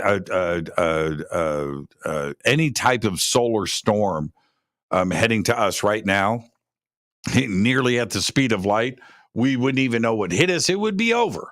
It would literally be over. So we have to be prepared. We have to escape Earth. And if we survive, if we manage to survive all of those things, then we have to prepare for what is about to happen with our sun. Our sun is not going to be there forever. We have seriously enjoyed 5 billion years of stability.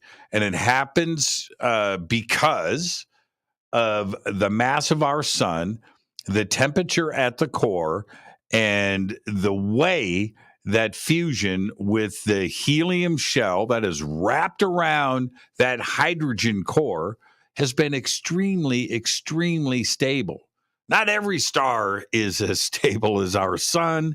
The universe is a big, big place, and there are trillions of identical suns out there, identical stars to our sun out there that are extremely stable and that have allowed for life and intelligent life to evolve and to grow. All right?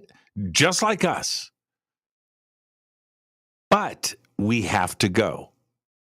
Our sun is going to eventually burn out of its hydrogen core. And when that happens, just like when you, the best way to explain it is this. Helium is heavier than hydrogen. And just like if you had a pond in your backyard or a glass of water, and you take sand and you would pour it into the water, the sand would go to the bottom of the glass. It would go to the bottom of the pond. That's what helium will do with hydrogen. Right now, the hydrogen is forcing the helium back. But once that shrinks down, everything tips over. That balance is shifted, and helium is going to take over the core. And when that happens, fusion is going to stop. And when that stops, the gravity of the mass of the sun is going to reverse itself, and the sun is going to expand and take over the solar system. It is going to grow so big that it is going to reach out. It's going to be so big, it's going to reach out to the edge of planet Earth. Planet Earth is going to be fried completely. But at that point, we will be long gone. We're going to be gone. That's it. That is the future. And we have to figure out right now a way to escape planet Earth. And to do that, we have to evolve into one of three different stages. And the first one is to become a type 1 civilization. We are just 100 years away from doing that. We are 1,000 years away from becoming a type 2. Now, a type 2 civilization is one that is able to harness the power of its parent star, in this case, our sun. And an example of that, which is talked about in scientific circles, is to build a Dyson sphere around your sun and capture its energy. Once we are at that point, we will be interstellar. We're going to be gone.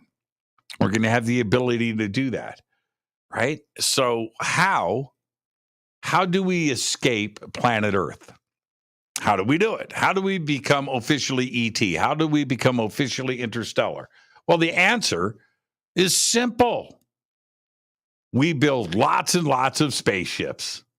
That's what we do. We build lots and lots of spaceships. I had read somewhere that building enough ships to take the population of planet Earth to the stars would mean mining the resources of the planet Jupiter. And doing that would be impossible. Well, mining planet Jupiter may be impossible, but getting those resources is easy. That part of the theory that has been put out there is simply not true. All right? Now, first, in the next few hundred years, between that type 1 and type 2 timetable, we will be able to grab an asteroid and tow it to Earth's orbit. That's right, just sitting out there. And we would mine the crap out of it. We wouldn't waste our resources here on Earth, or what's left of our resources at that time. Remember, we're building and constructing and extracting all of the iron and steel that we can. Doing that all the time. That's what we're doing. We're going after the resources here. And that also includes water and other things, right? And we're not going to do that and shoot it up into space or on an elevator, space elevator, whatever. It's too much work. And in the end, it would require everything that we have here, because the comparison of mining the resources of planet Jupiter are true. That part is true. And so for us to build all of these interstellar colony spaceships to go out and find a new place to live before something crazy happens here would require all of the resources on planet Earth. And we just couldn't do that. We would potentially deplete everything that we have. So we're going to have to go off planet to get what we need. And the answer lies with asteroids. And thankfully, we have a lot of them. We do. We've got the asteroid belt right there. That's all we would do. Most of the construction, the labor, and the logistics would be handled by robots. That's right, machines. Everything would be fully automated. And the way that everybody pictures this, building an interstellar craft out there orbiting planet Earth, that all of the humans that have to go and be employed and to construct this, and the project that this is on a global scale, and it would be so difficult to pull off. No, that's not how it would go down. Not at all. As a matter of fact, we would do it pretty efficiently. It would be fully automated. Once the systems are in place, things would just build themselves. Seriously. On a technical level, we could do it tomorrow. We are there. We have the technology to do this. Everything is within our grasp. If we wanted to do it. If we wanted to build craft to go out and pull in an asteroid, we're talking about doing it now, we could do it. We could mine that asteroid. Everything would be automated, 3D printing. Everything would go down out there in space, and we wouldn't tap into any resources here on Earth. And the humans that would be involved would be supervising, would be observing, but it would all be automated. We would have tugboat towing vessels in the asteroid belt, just grabbing what we need. No humans involved at all. Once back at Earth, bots would do the mining. They would process the minerals. They would deliver those stuff. The factories would crank out the finished goods, all of this in orbit, and things would just get assembled. Again, minimal human sweat would be involved. It would happen fast, it would be efficient, and it would be on time. Just like any automated factory that cranks out stuff right now on Earth, we know how it could be done, and that's what would happen in orbit around planet Earth. We need to build those ships. And the reason why it would be so efficient, think about it. Robots, bots, AI, of course. Well, you've got no sleep needed. Everything would be running 24 hours a day. You've got no food needed. You're not paying wages. You're not going to have any labor disputes. Think about it. Now, after each ship is built, right, by AI, by robots, all you got to do is staff it. Send your captain up, your flight engineers, right? Your systems engineers. You staff it, you get it ready, and then you populate it. That's all you do. And then you put it in drive and go. And we are at that point now. Humans are ET. All right?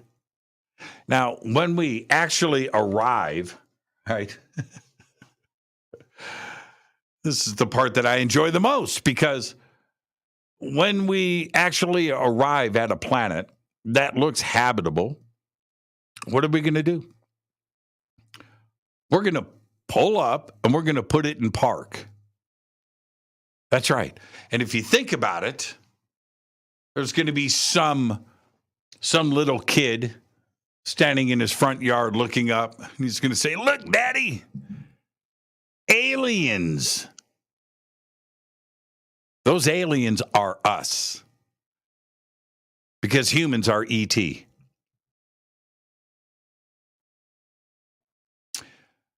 Occupying the universe. Occupying the universe. How is that going to happen? When we build these ships and we have these factories in orbit around planet Earth, and we start cranking these ships out one after another, these are going to be colony ships. We're going to, in a generational sense, occupy these ships for a very long time. And depending on how fast these ships can go, and let's say 50% of the speed of light, 70% of the speed of light, we're going to be fusion nuclear engines. Maybe we will conquer FTL, faster than light travel. But if we need to go 50 light years away from Earth, potentially we could be on these ships for hundreds of years. Truly generational. And the things that have to be done, we have to, A, remember our history. B, everybody on these ships has to occupy their time. So we have education. Of course, there's going to be entertainment and the arts and other stuff that are going on. But once we depart Earth and head to the stars, things will not only be a lot different, they are going to be easier. No longer are we going to be worrying about energy. That's an Earth thing. But once we are on these ships and we are ET, we're not going to be worrying about energy. We're going to have perfected fusion by then. And hydrogen for all of those systems is the most plentiful thing in the entire universe. So we're not going to be fighting over that stuff anymore. Fossil fuels are a thing of the past. But also, money, capitalism, all of that is going to be a thing of the past as well. It's going to be a distant memory, actually. Our journey will be about knowledge. It's going to be about entertainment. Well, actually, that's about it. That's it. You're not going to be fighting and arguing over countries and borders and everything else that we do on this planet. All of that is going to be gone. It's going to be gone. We're going to be literally happy. We're going to be seeking knowledge. We're going to be teaching. We're going to be learning, entertaining. Think about it. The arts, sure, we're still going to have careers. There has to be engineering that has to take place. There has to be logistics that has to take place. People still need to eat, clothing, all of that stuff, the logistics of a trip like this. And of course, education. And you have to have your minds moving forward. So all of this has to happen. And that will, the feeding of the mind is going to happen with the arts. But labor and manufacturing, all of that stuff is going to be automated. So how do we occupy the universe? Well, once we find a planet that looks good, we'll arrive and just set up shop. That's it. Because we're going to have our energy sources. You know, and a lot of, and I understand why, but a lot of thought that goes into this. We don't consider where we will be at that point, you know, having elevated to a type 2 civilization and how we are able to harness and access our energy needs. We don't look at things that way. We have this fixation that when we arrive on a planet that we're going to be back at zero, that we're going to be building campfires, that we're going to be hunting for food. Actually, it's going to be quite the opposite. It's going to be the exact opposite of all of that. Because we could build entire cities in months. Think about it.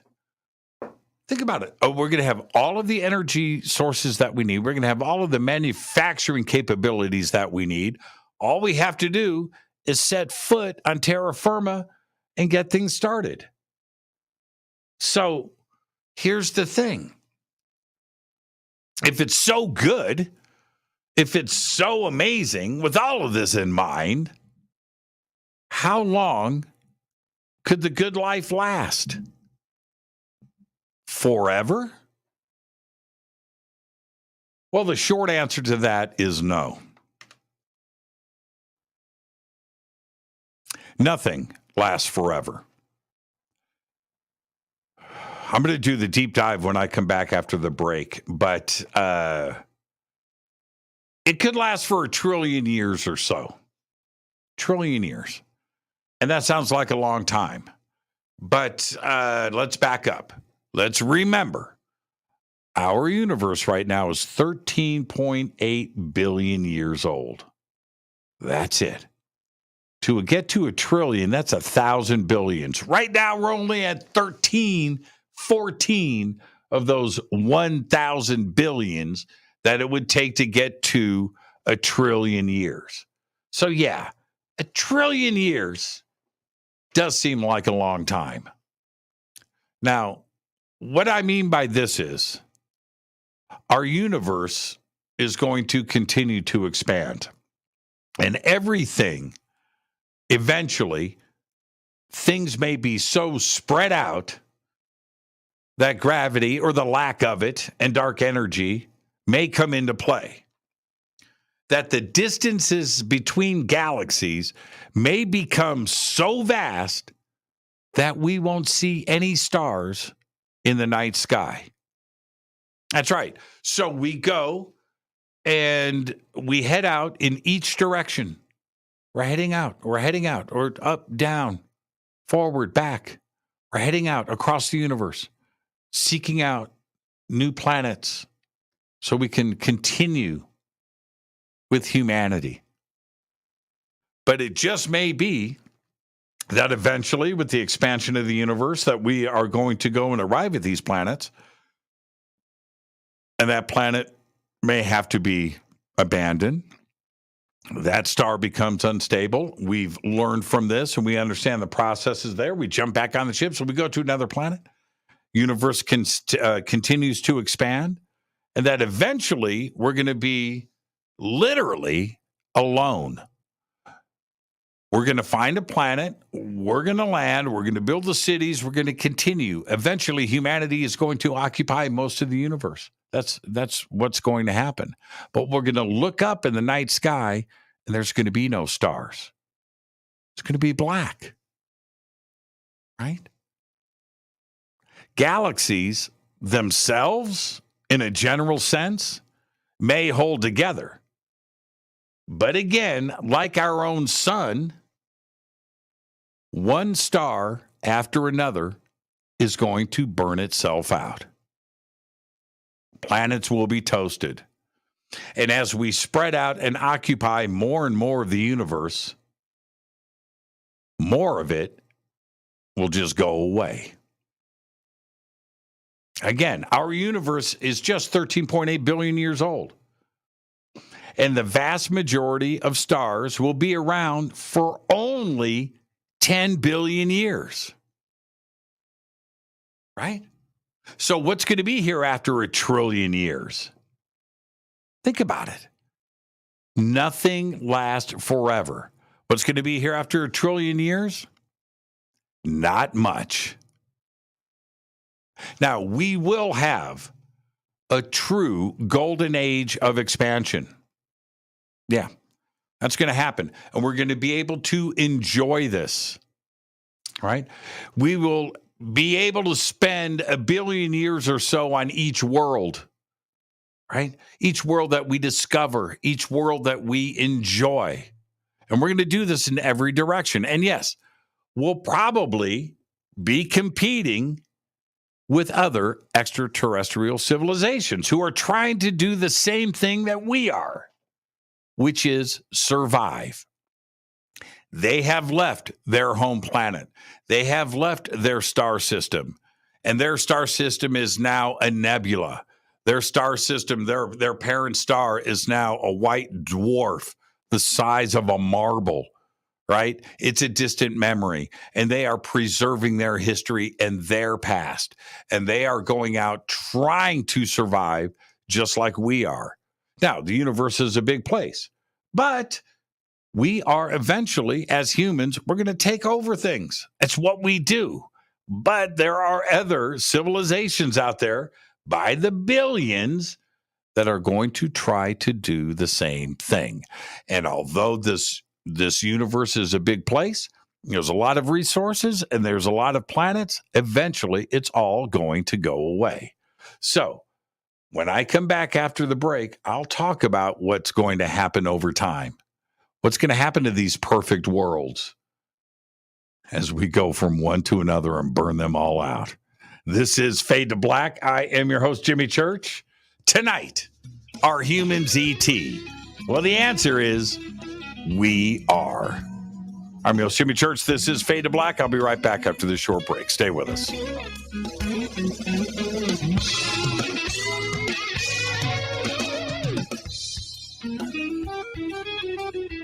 Hi, everybody. This is Rob Halford. from God on JimmyChurchRadio.com. Your 1 million gigawatt paranormal powerhouse, KUNX DB, VX.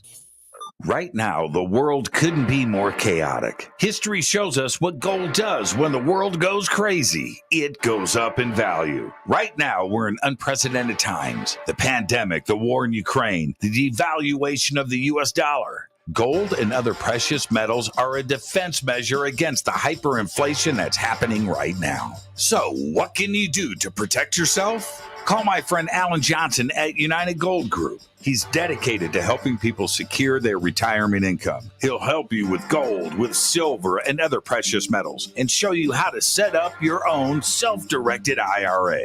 Safe and secure, United Gold Group makes gold ownership easy and affordable. There couldn't be a better time, so call now and get a silver American Eagle proof set with a qualified IRA. Call 800-753-8534. That's 800-753-8534 or visit UnitedGoldGroup.com. Reach out to my friend, Alan Johnson. The Believer is the chilling true story of Dr. John Mack, a renowned Harvard psychiatrist and Pulitzer Prize winner. This is an outreach program from the cosmos to the consciously impaired. He risked it all to investigate human encounters with aliens. The Believer, Alien Encounters, Hard Science, and the Passion of John Mack. Written by award-winning former New York Times journalist and author Ralph Blumenthal. Now available in paperback from High Road Books. Are you ready to read about true paranormal events? UNX Media publishes nonfiction books about UFOs, ghosts and haunted places, time anomalies, cryptid creatures, and more. Just like KUNX DB Radio, it's all about unexplained phenomena. Visit www.unxmedia.com to see our list of great book titles by Debbie Ziegelmeyer, Gene Walker, Devin Listrom, Wayne Lawrence, Bill Spicer, and yours truly, Margie Kay. That's unxmedia.com. This is Jimmy Church of Fade to Black, and I only drink Fade to Black blend coffee from River Moon. Just click on the River Moon coffee banner at jimmychurchradio.com. Promo code F2B blend. This is the only way forward.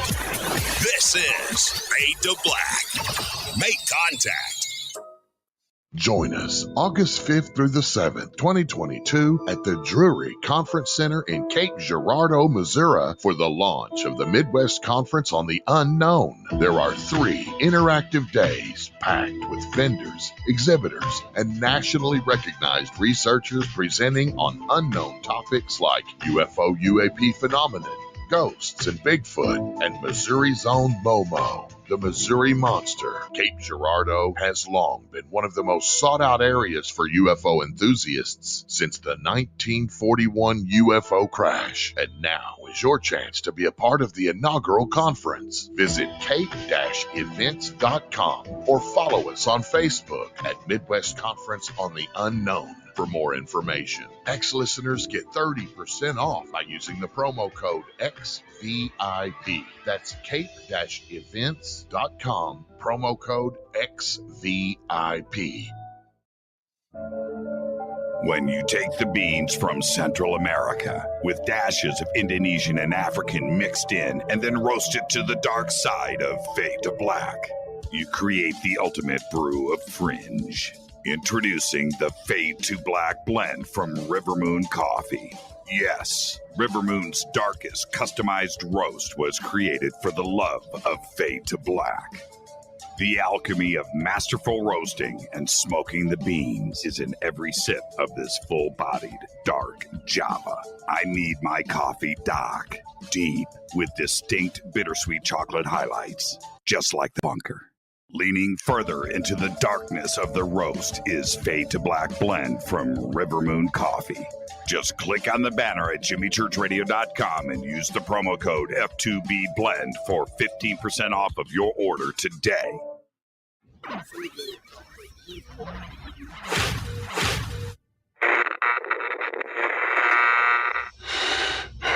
You want to know a secret? I love ponies. I really love ponies. I'm serious. I couldn't stay sane without ponies to brush. Why fade to black? Because you never got that pony, damn it. This is Fade to Black with Jimmy Church on the Game Changer Radio Network.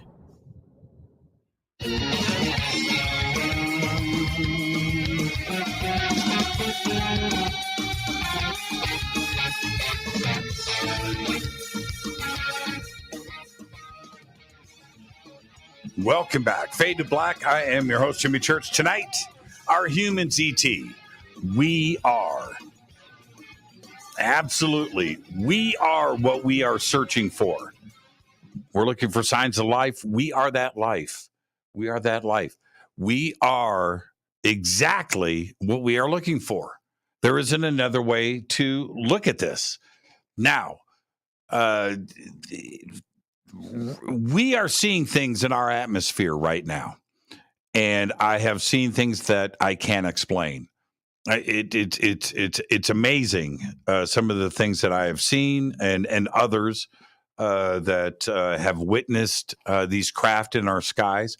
We have to ask ourselves, what is going on, right? And we have to do exactly what ET is doing. They're out there scouting.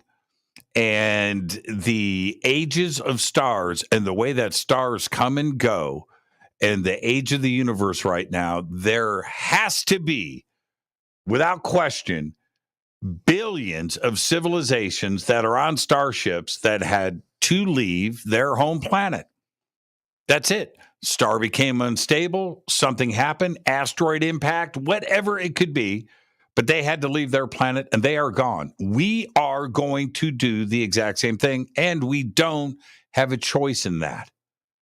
All right? Now, when we go out and seek planets, now think about Earth right now and what is happening here. If we're going to be out on starships, we're going to be out cruising, right? We're going to be out looking. And the entirety of humanity is gone. We have left planet Earth, and we are out in starships, heading around not only our Milky Way, but the universe and looking for stuff. We're going to look for planets that are unoccupied. Maybe there's, of course there's life. There's water. There's trees. There's a biosphere. There's rain. There's all of that stuff, but we don't want to go and take over somebody's planet, right? A civilization that is already there. Maybe they're less developed than we are. Maybe they haven't found electricity yet or established flight. Forget about everything else, but we're not going to interfere with that. And no. There's plenty of planets out there that are nice that haven't established itself with a civilization yet, with a culture. Those are the planets we are going to look for. That is what ET is doing. So coming by here and finding planet Earth, it's cool, but why would somebody want to come in and occupy it? All right?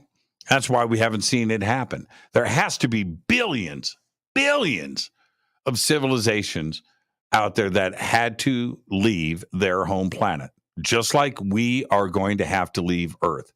It's just a numbers game. All right. So we head out, we go, and there are trillions of planets out there. There's 40 billion Earth-like planets right here in our Milky Way that we can go and find. Maybe some that have a more stable star than our own sun. Maybe we can stay there for 1 billion or 2 billion years. Don't know, but we need to go and find them. That's what ET is doing right now. That's why those probes are here. That's why they're coming by and checking us out. Of course. We are going to do the very same thing. So we head out, we go in every direction. That's it. And we establish a foothold. We start another life, and we build those cities and things. But with all of that in mind, how long will the good times last? Like I said before the break, nothing lasts forever. Nothing. And to suggest that the universe could last for another trillion years, right? Well, yeah, it's possible. And what I mean by that is our universe is going to continue to expand, and everything is going to spread out, and gravity is going to come into play. And now we have to start discussing what holds everything together, right? One planet after another, one star after another is going to cease to exist. Nothing lasts forever. That includes right now in our own Milky Way. Well, okay, it's in a spiral and the gravity is holding it together. The rest of the universe is expanding, but the galaxy itself is holding together. So we still see some stars up in the night sky. I get that. But those stars are going to burn themselves out, right? And when they do, they're going to fry the planets next to them, right? Planets toasted. And as we spread out and occupy more and more of the universe, planets are going to be harder to come by as time passes. I keep going back to this, but it needs to be discussed. Our universe is just 13.8 billion years old. And the vast majority of those stars are going to be around for about 10 billion years. So what is going to be here after a trillion years? And a trillion years is a long time. And once that much time passed, there's not going to be much left. And the universe is going to have expanded over that trillion years. And the amount of space that is now established between galaxies and star system is vast. It's huge. But we are going to have that golden age of expansion, right? We will be able to spend 1 billion years or so on each world that we discover. And we're going to be doing this in every direction. And we will be competing with other extraterrestrial civilizations who are also in a turf war with us, because planets are going to become rarer and rarer. It's going to be harder to discover, right? Eventually, the perfect worlds, and I'm not talking about gas giants or just any planet, but perfect worlds, rocky planets with water and an atmosphere and a biosphere and a host star next to it, that's going to become harder and harder to find. Yes, humans can populate the known universe. We can head out there and do this. But in the far, far distant future, everything will cease to exist. That's right. We can populate the known universe. And if everything goes well, it'll happen. And if you go back and listen to previous shows with Isaac Arthur, he talks about the numbers and the calculations about how speedy a technically advanced civilization can literally occupy an entire galaxy. And once you start the ball rolling, it can happen quickly. Fast. Now, to go and populate the entire universe, yes, it'll happen if everything goes perfectly well. We have to survive to get to the point that we can do it. There's so many obstacles between here and there, but we'll manage to do it. And again, it's a numbers game. Other ET civilizations are doing the exact same thing. And we will always fight to survive. That's it. We will do that. It's what we do. But everything eventually will cease to exist. Now, what I mean by that is this. One day, one day, the gravity, the glue, the energy that holds everything together, everything, atoms, particles, electrons, all that stuff, all of it will become unglued. And that includes you. The stuff that holds us together, the stardust, all of it will just turn off. It's going to happen. We may run out of planets to live on, right? Stars to warm us, right, are all going to disappear. But the ships that will be driving around in the dark will also turn to dust. That's right. And us too. And with it, the memory of our planet Earth 1 trillion or so years before. It's going to all end. But here's the good news. All right? Whoever created us is doing it again, and will do it again, and will continue to do it again. Wash, rinse, repeat. And as everything turns dark, and we have the momentary lone light particle flash by the fastest of space. That's it. That's all that's going to be there, right? Trying to find other energies and trying to do this, right?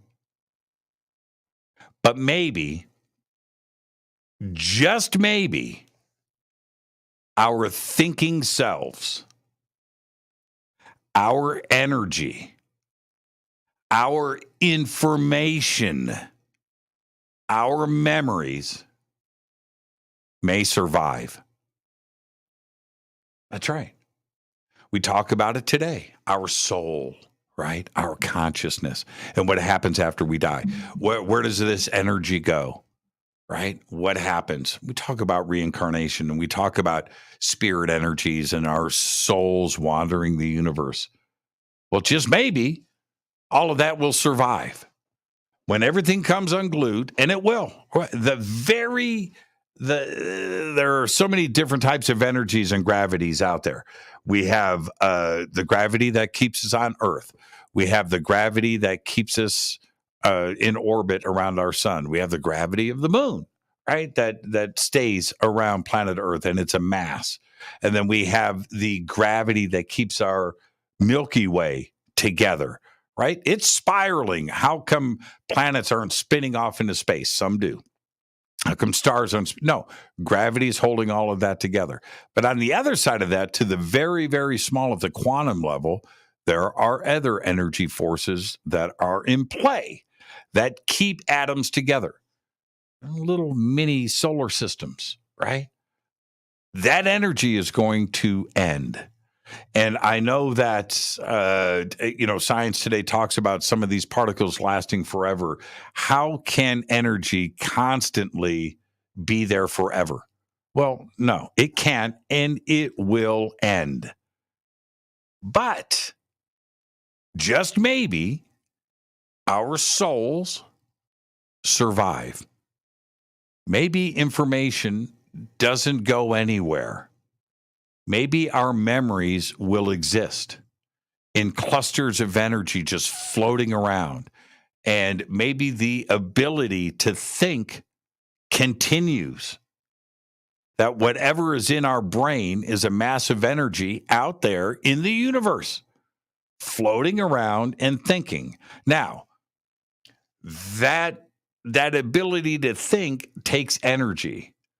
Will there be energy out there in a black and darkened universe that we will be able to go and think, stay with me on this, go and collect that energy to keep us going?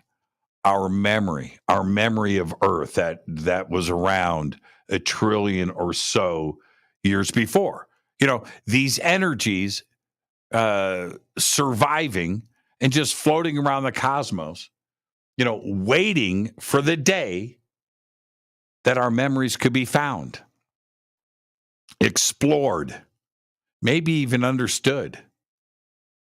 And we could share what we have learned with the new universe that is created. That's because humans are ET.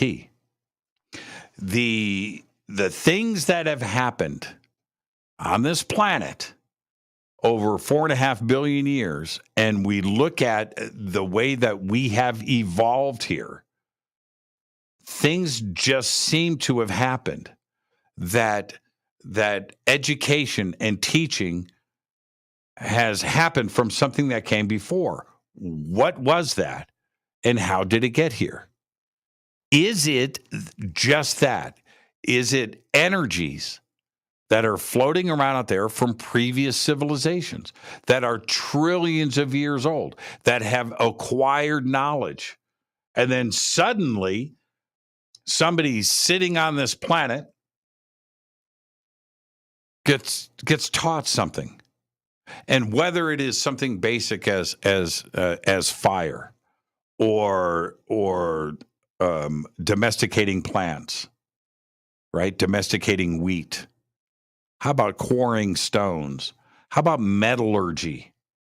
All of this stuff seems to have come out of nowhere, something from nothing.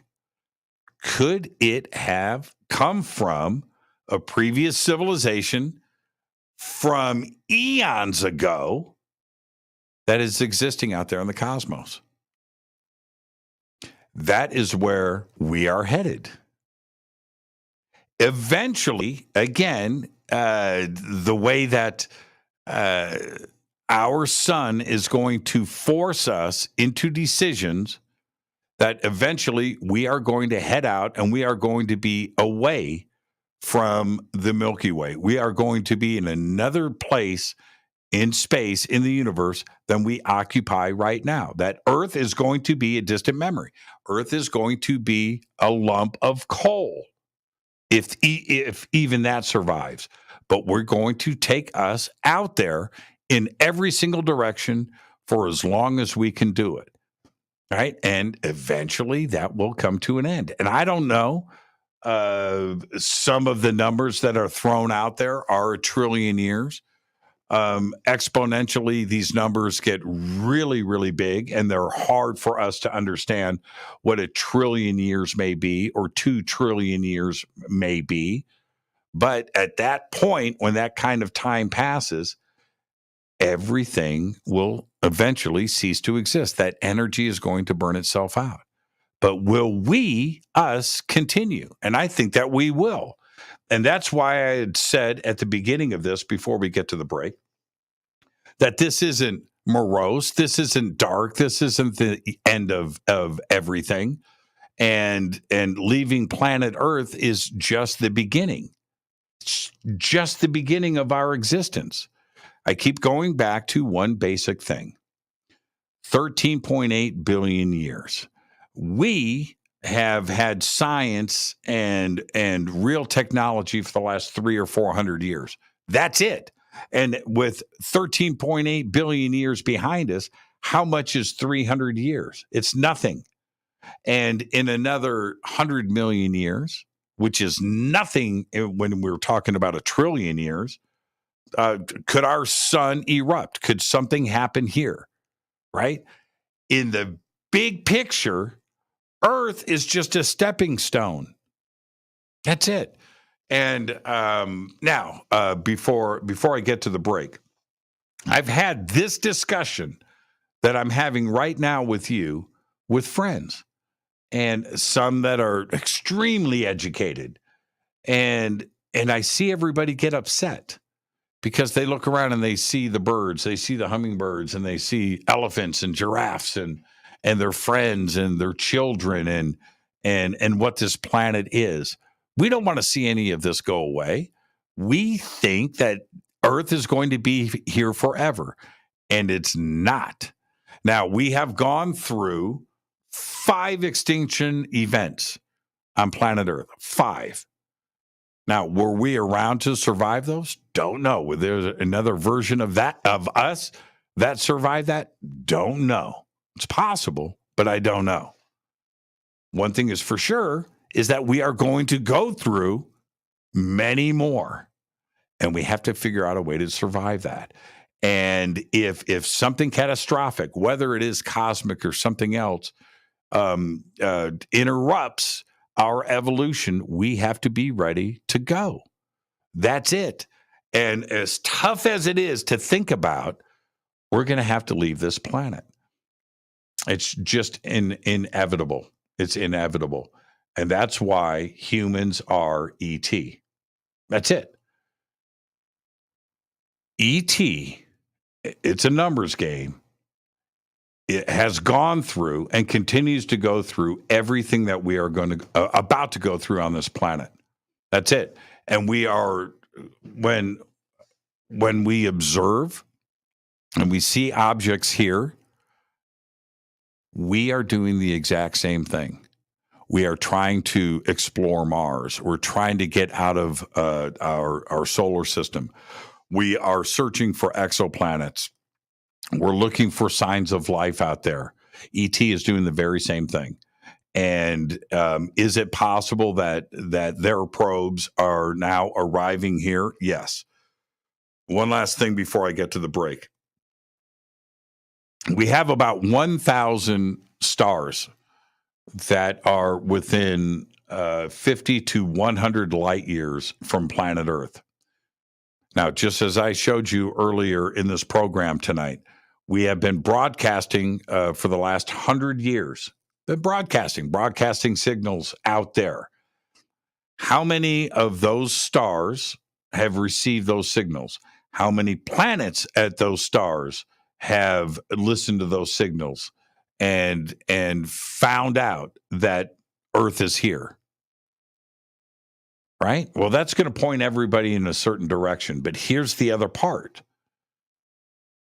If we started broadcasting 100 years ago to stars that are 50 light years away, they're all over in the night sky, 50 light years. It's not far. Then at the speed of light, we should expect right now, today, to be hearing from them or seeing them arrive. Suddenly, in the last 70 years, 50 years, we are observing stuff every single day. They know that we're here. They know about planet Earth. That's it. There is no other way to look at it than that. It's a numbers game, everybody. Now, this is what I'm going to do. I am literally at the end. So when I come back, I'm going to open up the phone lines, and I want to hear from you. Want to know what you think. Are humans ET? I think that we are. And we are very, very, very close. Again, we have the technology right now at our fingertips to go interstellar. If we wanted to right now, we could build ships, point them in a direction, and just take off and go. We are at that point. That's where we are. In less than 100 years, we're going to be a type 1 civilization. In less than 1,000 years, we're going to be a type 2. In 100,000 years, we're going to be a type 3. We will be able to harness the energy of the Milky Way. And that is just 100,000 years from now. That's where we are. Humans are ET. I'm your host, Jimmy Church. This is Fade to Black. I'm going to take a quick break, and I am going to come back and take your phone calls. The numbers are simple. They're up in front of you right now, and we'll see where we're at. This is Fade to Black. I am your host, Jimmy Church. Thank you for listening to my presentation on our humans ET, and I'll take your calls next.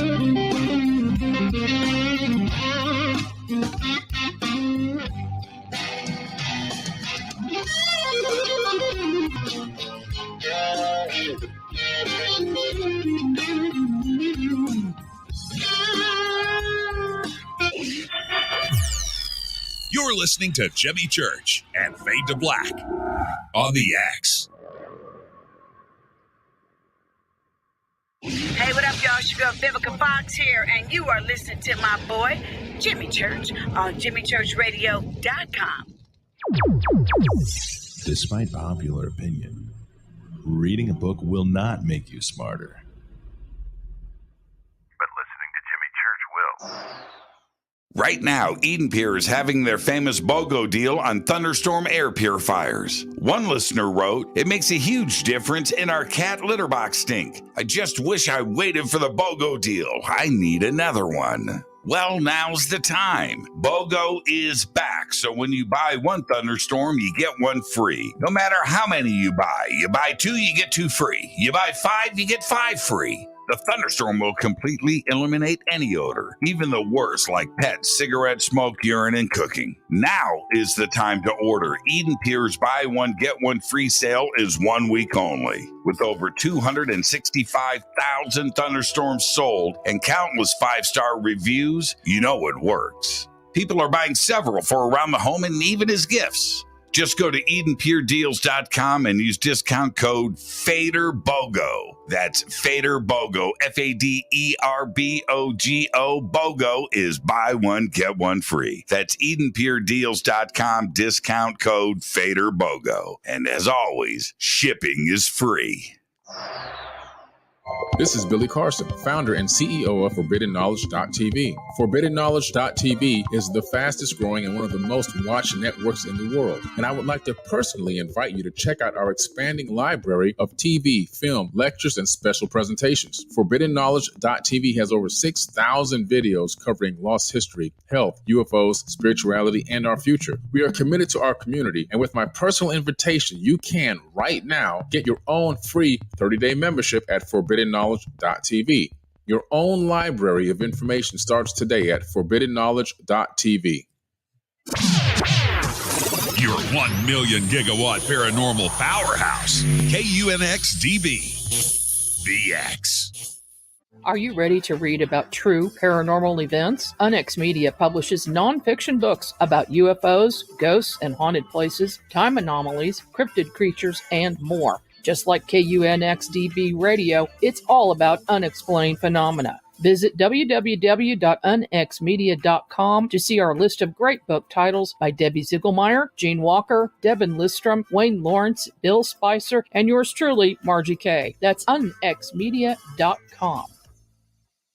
Introducing the Game Changer blend from Rivermoon Coffee that delivers a customized blend made specifically for the Fadernauts. If the game is rigged, change the game.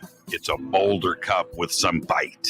Game Changer is the coffee of choice for those that prefer an organic dark roast that is slightly lighter and milder, but it's still dark. With wild notes of pecans and chocolate with a rich, balanced, full-bodied cup that is roasted to perfection for a great coffee to start your day, as an after-dinner coffee or anywhere in between. Artisan, small batch roasted to perfection. USDA certified organic, all Rivermoon coffee is freshly roasted and packaged in the USA.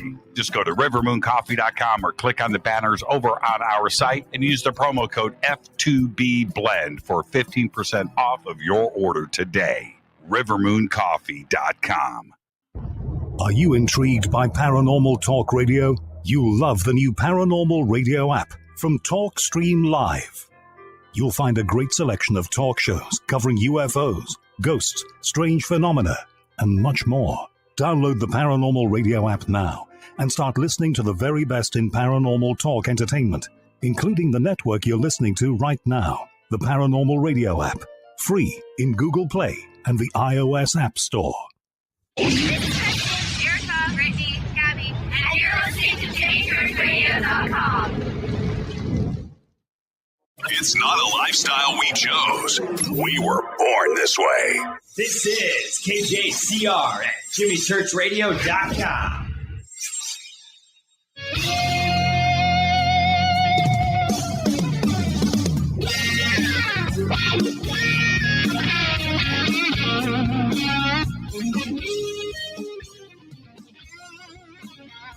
Welcome back. I am your host, Jimmy Church. This is Fade to Black. I've opened up the phone lines.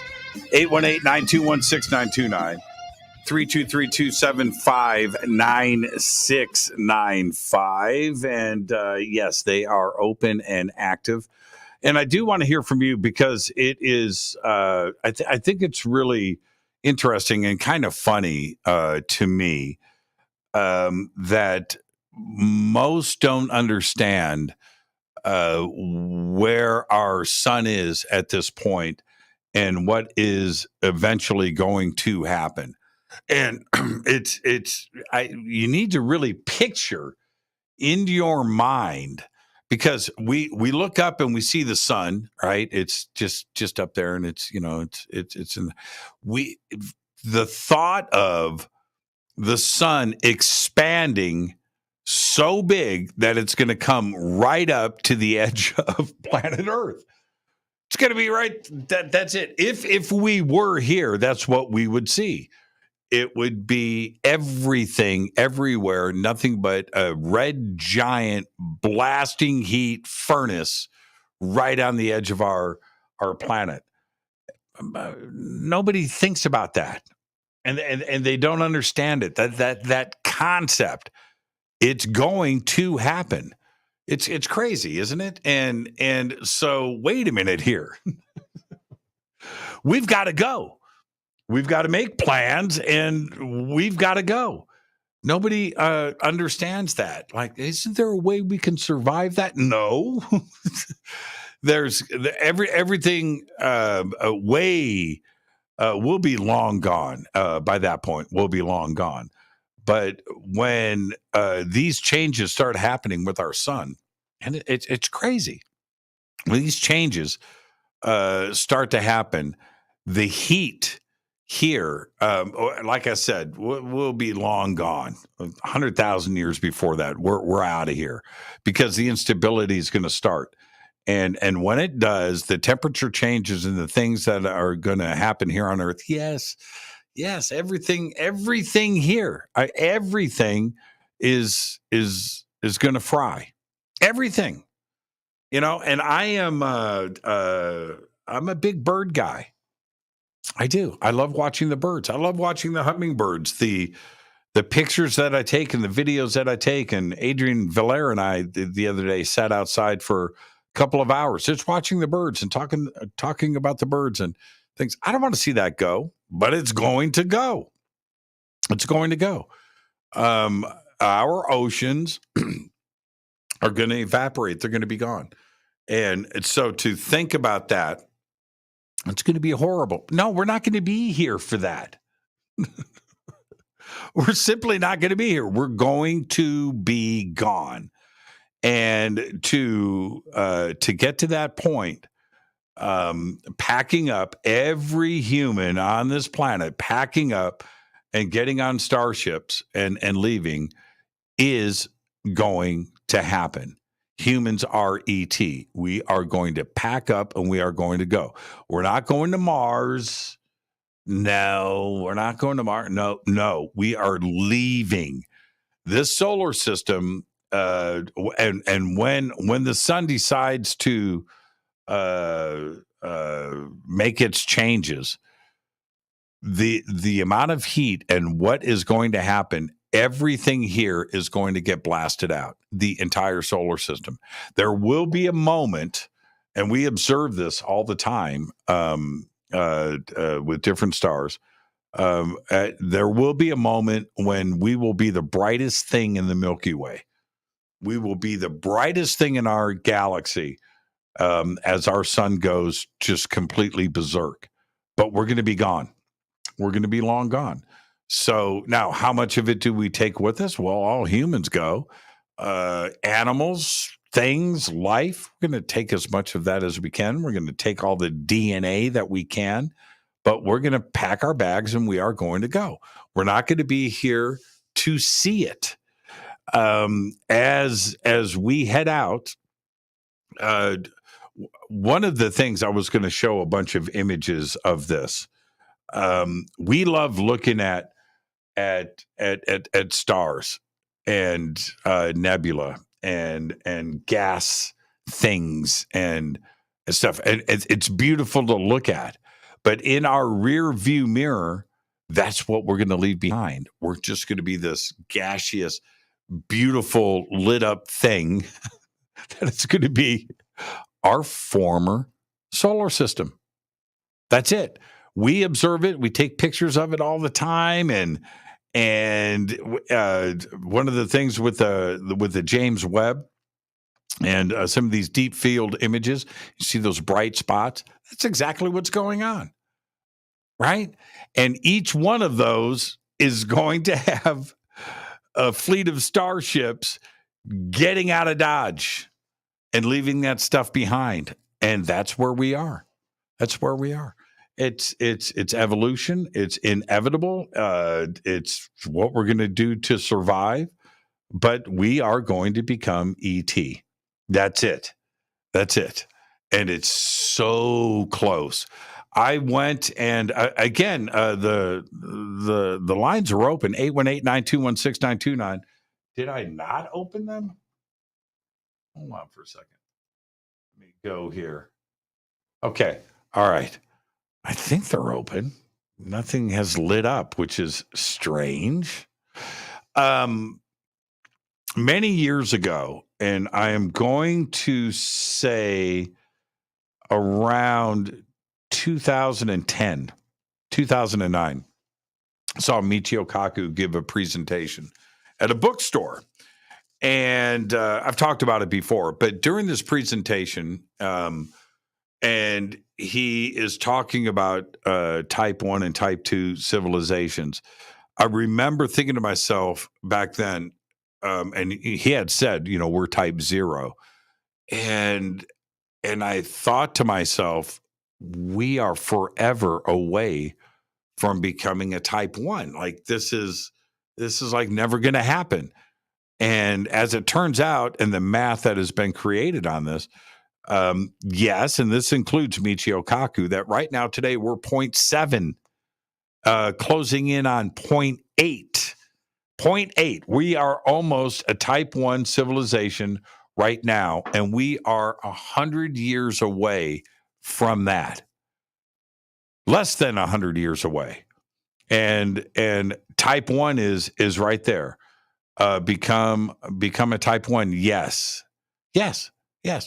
And now I know that I flashed up a bunch of pictures of Dyson spheres, and the Tabitha star is an example of that, where 0.8 civilization. Yes, Joan, 0.8. We're not 1 yet. We're not type 1. We are 0.8, 0.7. We're almost there, right? But the thought of a Dyson sphere is stuff of science fiction, right? To build a structure around your host star and start harnessing that energy, right? It's like crazy town thought. We are 1,000 years away from that. 1,000 years.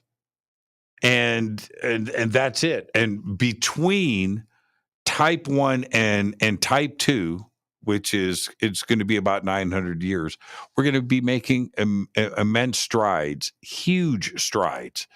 And the thought of being able to get off this planet in such a grand scale is really not, it's literally within our grasp. We are there right now. I would think, and this is another concept that is being spoken about right now, is that how would we get the energy of the sun back down onto planet Earth? Now, obviously, a Dyson sphere in 1,000 years is one way that is going to happen, but building mirrors out in space and reflecting and converting that into microwaves and beaming it back down onto planet Earth is not only efficient, but that technology we have right now. It is just putting forth the effort of getting it done. But yes, we are there. technically speaking, the type 1 civilization aspect of where we are is here. And it's just 3% per year. More energy consumed is going to put us at that point, and we are on that clip. Yeah, I don't know. I don't think my phones are working. I just saw the comment there. I don't know. They appear to be on. But I don't think they're working. 818-921-6929 or 323-275-9695. So anyway, back to this thought process here is that we think that this is going to last forever. You need to picture in the sky an expanding sun that has overtaken everything. And that is what is going to happen. Phones are not working. Oh, man.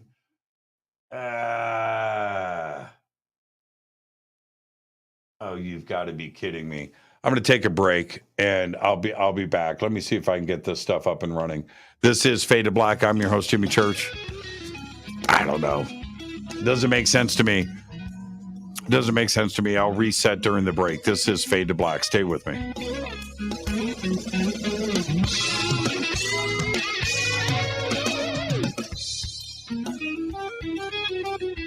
Hi, everybody. This is Rob Halford, the Metal Guard on JimmyChurchRadio.com. Your 1 million gigawatt paranormal powerhouse, KUNX-DB, VX. Right now, the world couldn't be more chaotic. History shows us what gold does when the world goes crazy. It goes up in value. Right now, we're in unprecedented times. The pandemic, the war in Ukraine, the devaluation of the U.S. dollar. Gold and other precious metals are a defense measure against the hyperinflation that's happening right now. So, what can you do to protect yourself? Call my friend Alan Johnson at United Gold Group. He's dedicated to helping people secure their retirement income. He'll help you with gold, with silver, and other precious metals, and show you how to set up your own self-directed IRA. Safe and secure, United Gold Group makes gold ownership easy and affordable. There couldn't be a better time, so call now and get a silver American Eagle proof set with a qualified IRA. Call 800-753-8534. That's 800-753-8534 or visit UnitedGoldGroup.com. Reach out to my friend, Alan Johnson. The Believer is the chilling true story of Dr. John Mack, a renowned Harvard psychiatrist and Pulitzer Prize winner. This is an outreach program from the cosmos to the consciously impaired. He risked it all to investigate human encounters with aliens. The Believer, Alien Encounters, Hard Science, and the Passion of John Mack. Written by award-winning former New York Times journalist and author Ralph Blumenthal. Now available in paperback from High Road Books. Are you ready to read about true paranormal events? UNX Media publishes nonfiction books about UFOs, ghosts and haunted places, time anomalies, cryptid creatures, and more. Just like KUNX-DB Radio, it's all about unexplained phenomena. Visit www.unxmedia.com to see our list of great book titles by Debbie Ziegelmeyer, Gene Walker, Devin Listrom, Wayne Lawrence, Bill Spicer, and yours truly, Margie Kay. That's unxmedia.com. This is Jimmy Church of Fade to Black, and I only drink Fade to Black blend coffee from River Moon. Just click on the River Moon Coffee banner at jimmychurchradio.com. Promo code F2B Blend. This is the only way forward. This is Fade to Black. Make contact.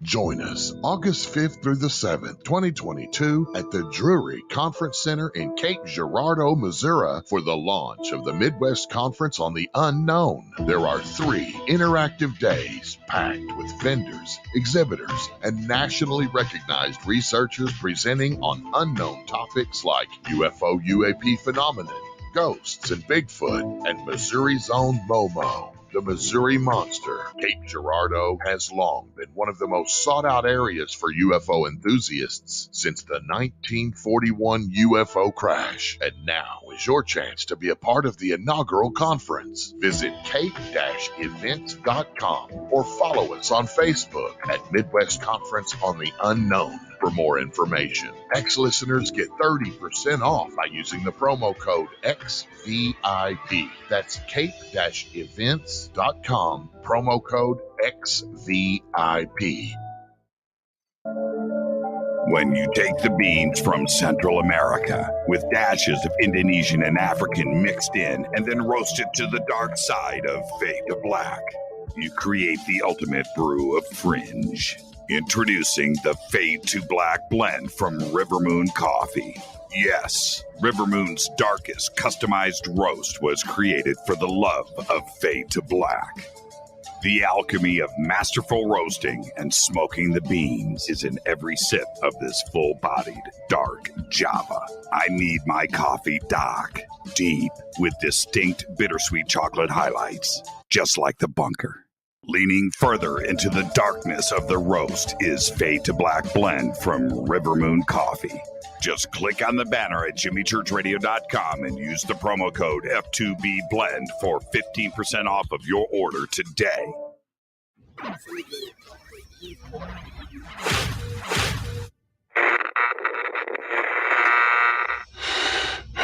You want to know a secret?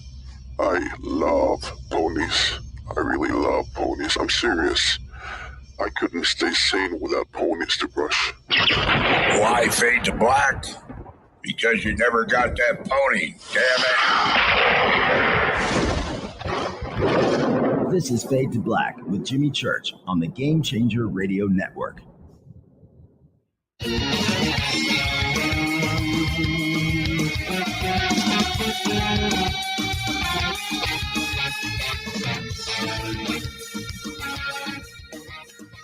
All right, everybody, welcome back. Yeah, this is Fade to Black. I'm your host, Jimmy Church. The phone lines are down. Don't know what's going on. I can't figure it out, and I'm live on the air, so I'm not going to mess with it. And I am just going to say this, that it was a great show. Thank you, everybody that hung out with me tonight, went through the presentation. And with that, I am going to jump out of here. Tomorrow night, Richard Dolan is with us. It's going to be a great night. It's going to be a great show, and I look forward to that. So I want everybody to get ready for Richard Dolan tomorrow night, Disclosure 2.0. Fade to Black is produced by Hilton J. Palm, Renee, Dennis, and Kevin. Announcers are Steve Harder, Gene Vitoa, Mark D. Kovar. Webmaster is Drew the Geek. Music, Doug Aldrich. Intro, Spaceboy, spaceboymusic.com. Fade to Black is produced by KJCR for the Game Changer Network, and this broadcast is owned and copyrighted 2022 by Fade to Black and the Game Changer Network, Inc. It cannot be rebroadcast, downloaded, copied, or used anywhere in the known universe without written permission from Fade to Black and the Game Changer Network. I'm your host, Jimmy Church. Until tomorrow night with Richard Dolan, I want everybody to be safe. Go Beckley Teppy. Wow.